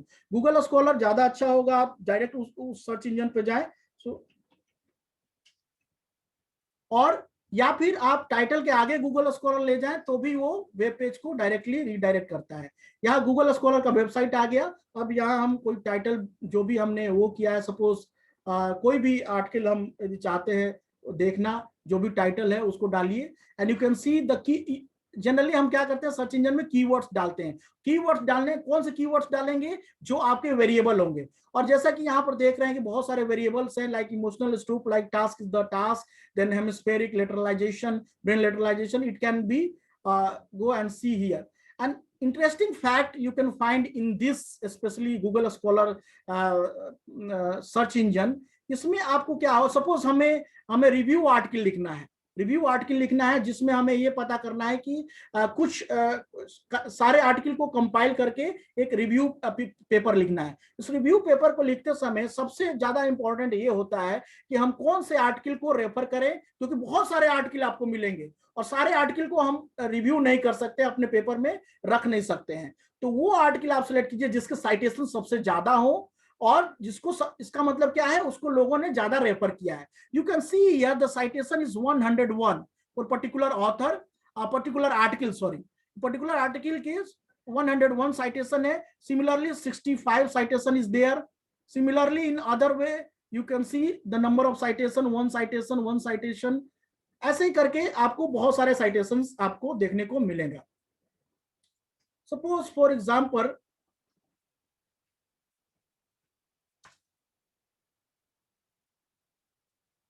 laterality मैंने सिर्फ डाला, human laterality। You can see here if I want to write a review article on human laterality, you can see here this article is suggesting around 1686 citation। 1086 citation का मतलब ये है, एक तो आर्टिकल 2012 में पब्लिश हुई है, बहुत पुरानी भी आर्टिकल नहीं है, और दूसरा इसका साइटेशन भी यही है। यदि बहुत पुराना नहीं है यानी कि कंटेम्पररी है, और कंटेम्पररी होने की वजह से 10 साल का हम मान सकते हैं कंटेम्पररी है, और उसके साथ ही साथ इसके साइटेशन बहुत है। तो this article you must review in your review paper if you are taking as a laterality as one of the variable for your review. ऐसे ही देख सकते हैं और भी साइटेशन। तो इस तरह का ये साइटेशन जैसे ही आपने देखा, ये है तो बुक का, बट आप इससे रेफर कर सकते हैं, बुक हो या आर्टिकल हो, सारा कुछ गूगल स्कॉलर में आपको देखने को मिल जाता है, और सिमिलरली आप उस आर्टिकल को आइडेंटिफाई कर सकते हैं। सो Google scholar is also a very good search engine through which you can search your article. Search your article means का मतलब ये है, लिटरेचर रिव्यू करने के लिए आर्टिकल ढूंढने का 2-3 तरीका है। एक तरीका तो ये है कि आप कीवर्ड्स आइडेंटिफाई कीजिए यानी वेरिएबल आइडेंटिफाई कीजिए। Don't write as it is your title. जैसे मैंने टाइटल लिखा फिर भी वो कीवर्ड से वो सर्च करके दिया, टाइटल नहीं लिखना चाहिए आपको, क्योंकि टाइटल हो सकता है बिगिनिंग में क्लियर भी ना हो कि क्या टाइटल हो। आप कुछ एक आप मेथड क्लियर है, आपका एक स्ट्रेटजी क्लियर है, but you don't know exactly the title क्या होगा। तो शुरुआत दौर में आप क्या कीजिए, उस वेरिएबल को आइडेंटिफाई कीजिए। वेरिएबल जो भी हो सकता है, जैसे life satisfaction, happiness, like job satisfaction, like level of spirituality, anything that can be the variable. Put that variable in your search engine and you will see the different article. एक चीज और मैं सजेस्ट करूंगा कि जब भी article search कीजिए तो रिव्यू आर्टिकल, जैसे फॉर एग्जांपल हर सब्जेक्ट के कुछ रिव्यू जर्नल्स होते हैं, इसको बोलते हैं एनुअल रिव्यू। एनुअल रिव्यू एक जर्नल है जो कि ग्रुप ऑफ जर्नल है जो कि एनुअल रिव्यू पब्लिश करता है। इसमें आपको रिव्यू के साथ क्या होता है, जब भी आप किसी टॉपिक की शुरुआत करते हैं और आपको एक जगह कॉम्प्रेस चीजें मिल जाए कि 10 साल में क्या इंप्रूवमेंट हुआ है, 10 साल में क्या डेवलपमेंट हुआ है, तो बेटर ये है कि आप रिव्यू आर्टिकल को पढ़ें।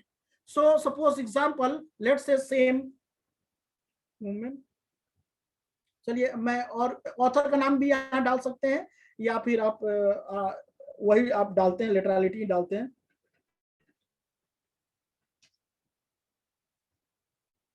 इसको कई कॉन्टेक्स्ट में लिया जाता है, तो ह्यूमन लिख देते हैं, ह्यूमन लिटरलिटी, और यहाँ पर हम सर्च करते हैं। So you will see all the articles which are reflecting here are the review article. ये सारे रिव्यू आर्टिकल है, right left symmetry determine the, so all this articles are the review article. एक भी कोई article आप suppose example 2001 का पढ़ेंगे तो अच्छा खासा कलेक्शन आपको मिल जाएगा एक प्रीवियस स्टडी के लिए। और रिव्यू आर्टिकल जब भी हम पढ़ते हैं उससे आपको रिसर्च क्वेश्चन आइडेंटिफाई करने में बहुत मदद मिलता है। आप 100 आर्टिकल पढ़िए और 100 आर्टिकल की जगह पर एक ऐसा आर्टिकल पढ़िए जो 100 को कंपाइल करके दिया हो, उससे बेहतर क्या हो सकता है। So you will C here in this search result you will find all the kind of journals A to Z, सारे एरिया में आपको रिव्यू आर्टिकल मिल जाएंगे इस पे, एनुअल रिव्यू पे, और बहुत ही रेपुटेटेड ग्रुप ऑफ जर्नल्स है। इसमें आपको देख लीजिए एनालिटिकल केमिस्ट्री से लेकर के साइंस के सारे, इकोनॉमिक्स से, माइक्रोबायोलॉजी से लेकर के सारे के रिव्यू आर्टिकल मिल जाएंगे, even philosophy, even psychology, even physiology, even sociology, public health, सारा आपको इसमें A to Z सारे जर्नल्स मिल जाएंगे। तो सारे जर्नल्स जो एनुअल रिव्यू पब्लिश करते हैं उसको यहां से आप आइडेंटिफाई कर सकते हैं, और that would be a very best thing for your initial study. उससे क्या होता है, जब आप रिव्यू आर्टिकल को पढ़ते हैं, रिव्यू आर्टिकल को पढ़ने के साथ आपको सारा कुछ पता चलता है। Let me share some review article with you, जिसको मैंने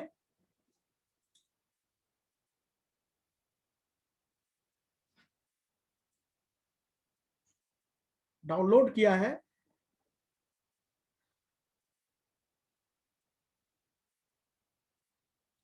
ये तो एल्सवेयर का है, और इसमें ये भी एक रिव्यू आर्टिकल है। इसके अलावा और भी आपको बहुत सारे, तो रिव्यू आर्टिकल में क्या होता है, आपको पूरे इस तरह के कोई भी कॉन्सेप्ट जो, जैसे emotional stoop like task, stoop task जो है, आप यदि साइकोलॉजी से बिलोंग करते होंगे तो आपको पता होगा, stoop was one of the author जिन्होंने कलर के नाम को डिफरेंट इंक के साथ लिख कर दिखाया, और कैसे कॉग्निटिव इंटरफेरेंस होता है यदि रेड कलर को ग्रीन इंक से लिख दिया जाए और ग्रीन वर्ड को रेड कलर से लिख दिया जाए। तो at the same time if somebody is asking tell me the ink of the colour by ignoring the meaning of the word, तो ग्रीन एक आपको इंफॉर्मेशन अलग से आ रहा है वर्ड, लेकिन वो कलर इंक यूज जो किया गया वो रेड है, तो एक तरह से इंटरफेरेंस होता है जिसको बोलते हैं स्टूप इंटरफेरेंस। तो उसी तरह से इमोशंस पे, इमोशन फेस हम दिखा रहे हैं, हैप्पी का लिखे उस पर सैड, तो वो कैसे इंटरफेरेंस होता है उस पर ये पूरा आपको आर्टिकल है जो कि रिव्यू आर्टिकल है। रिव्यू आर्टिकल में भी आपको पूरा आपको मेथड मिलेगा, रिजल्ट मिलेगा, कंक्लूजन मिलेगा, and everything you can find easily. So basically my purpose is to show you that how you can find your article and how you can identify appropriate article in a different search journal। तो 3-4 चीज आप ध्यान रखिए, पहला science direct, दूसरा JSTOR, तीसरा Google scholar, और चौथा एनुअल रिव्यू। एनुअल रिव्यू जो है आपको बेस्ट तरीका देता है, पूरा कॉम्पैक्ट एक आइडिया देगा, और जिसके थ्रू आप आगे वो कर पाएंगे। तो इस 5:40 हो गया है टाइम, और मैंने और भी चीजें कुछ सोची थी आपको बताने के लिए, तो थोड़ी बहुत चीजें यदि 5-7 मिनट और ले लूं तो Piyush ji, if you allow me. हाँ कोई दिक्कत नहीं। ठीक है, तो हमें 6 बजे से पहले खत्म करना है, anyhow, and I also like to take certain questions if you have, तो उसको भी मैं लूंगा। तो 5-7 मिनट जनरल आपने फाइंड कर लिया, आर्टिकल आपने अच्छा खासा इकट्ठा कर लिया। अब क्या है, अब आपको आर्टिकल लिखने के लिए कुछ चीजें की और जरूरत पड़ेगी। जो सबसे पहला चीज है, जब भी आप आर्टिकल सबमिट करते हैं किसी जर्नल में, तो पहली चीज वो जो करते हैं, आपके एब्स्ट्रैक्ट को तो देखते ही देखते हैं, दूसरा यदि उनको एब्स्ट्रैक्ट में कुछ अच्छी चीजें लगी तो पहला प्रोसेसिंग जो होता है एडिटोरियल बोर्ड के साथ, वो होता है आपका प्लेजरिज्म चेक। प्लेजरिज्म क्या है, plagiarism means the similarity index. Plagiarism को कैसे आइडेंटिफाई करते हैं कि how much you have borrow the idea of others और copy the idea of others and without having any proper citation, without giving their credits to them।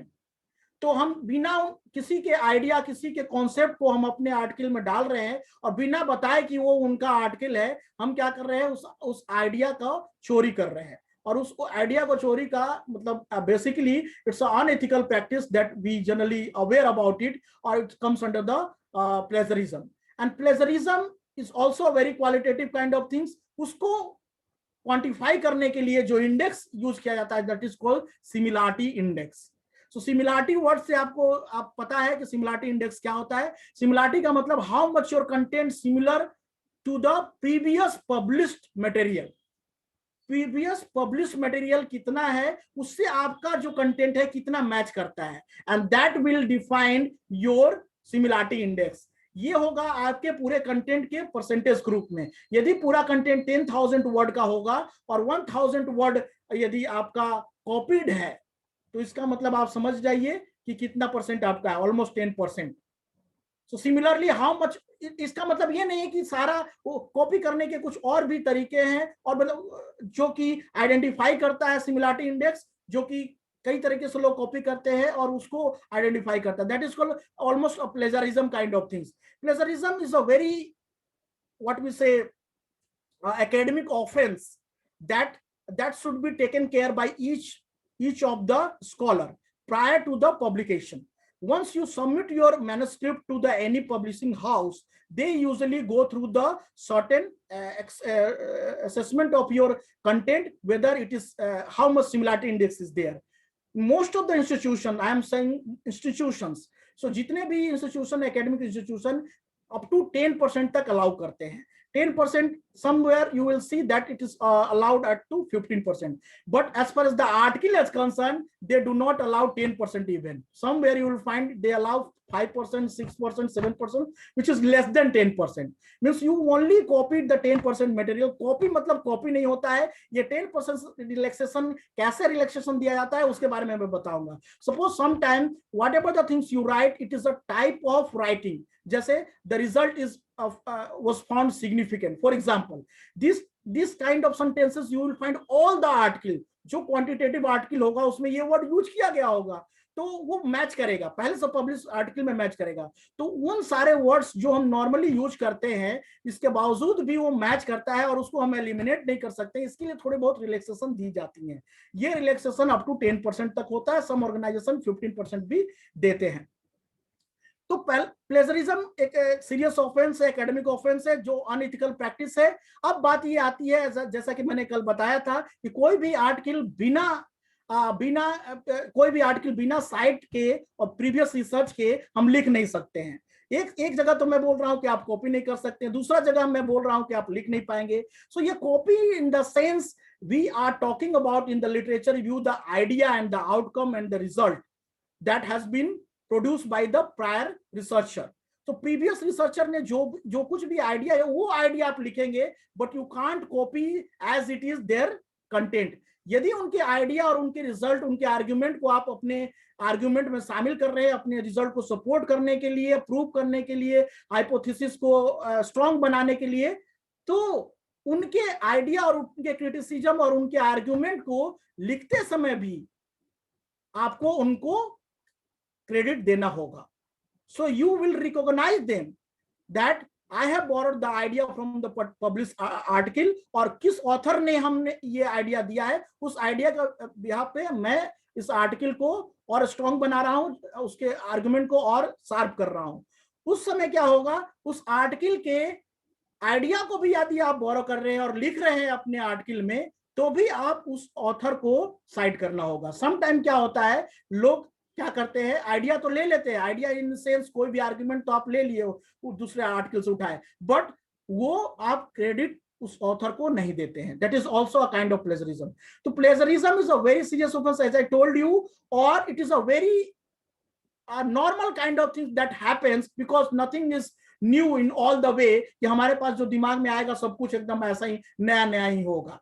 तो हम शुरुआती दौर में चीजों को समझते हैं, पढ़ते हैं, और फिर हम उसे अपने वर्ड्स में लिखने का प्रयास करते हैं, और लिखने के साथ साथ हम उन्हें रिकॉग्नाइज भी करते हैं जिन्होंने ये आइडिया दिया है, because ultimately literature review is the very good things for the research writing.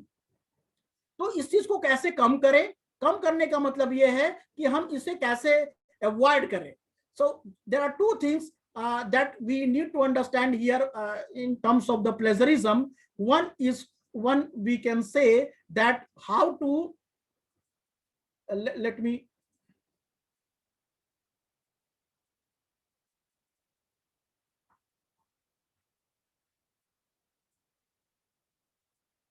पहला तो ये है कि how to avoid plagiarism and how to reduce plagiarism.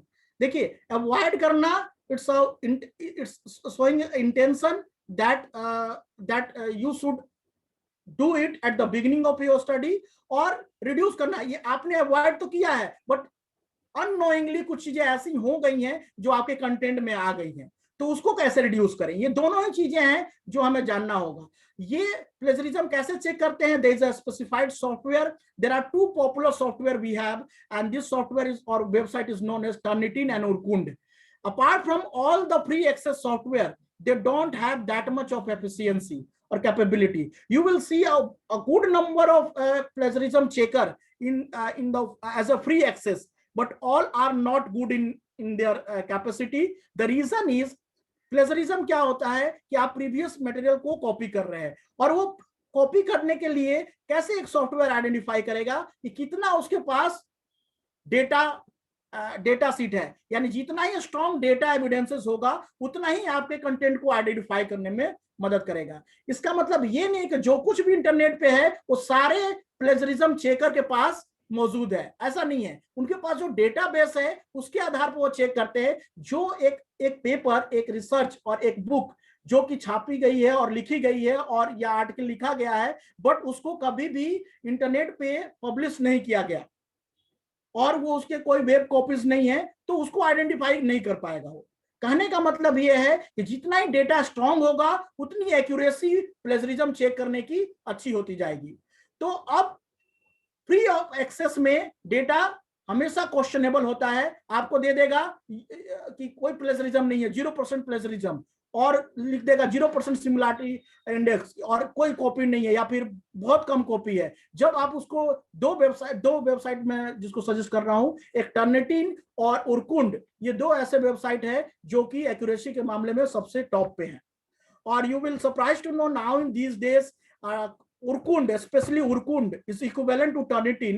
Urkund is the website or software of plagiarism checker software, which has been actually extensively used in all the university which is located in India. So Ministry of Education, Shiksha Mantri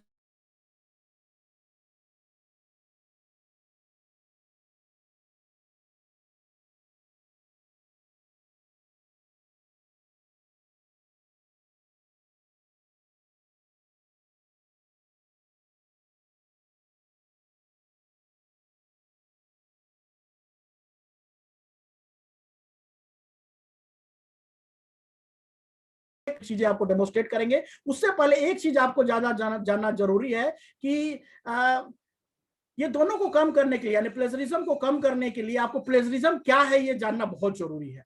यदि once you know what is plagiarism is all about, you will not able to commit the error. So the chance is that आपको ये पता है कि क्या चीजें हैं ये, तो आप उतना ही अवॉइड करेंगे, उतना ही कम आप इसमें प्रॉब्लम आपको आएगी। So टर्निटिन क्या है, उर्कुंड क्या है? Let me once again clear that all the plagiarism checker जिस पे आप वेबसाइट पर जाकर देख लेते हैं, उनके डेटाबेस इतना स्ट्रांग नहीं होता है, और इस वजह से वो ज्यादा अच्छा आपको दिखाएंगे कि आपका कंटेंट बिल्कुल यूनिक है, इसके बावजूद भी वो यूनिक नहीं होता है क्योंकि उनके पास वो डेटा।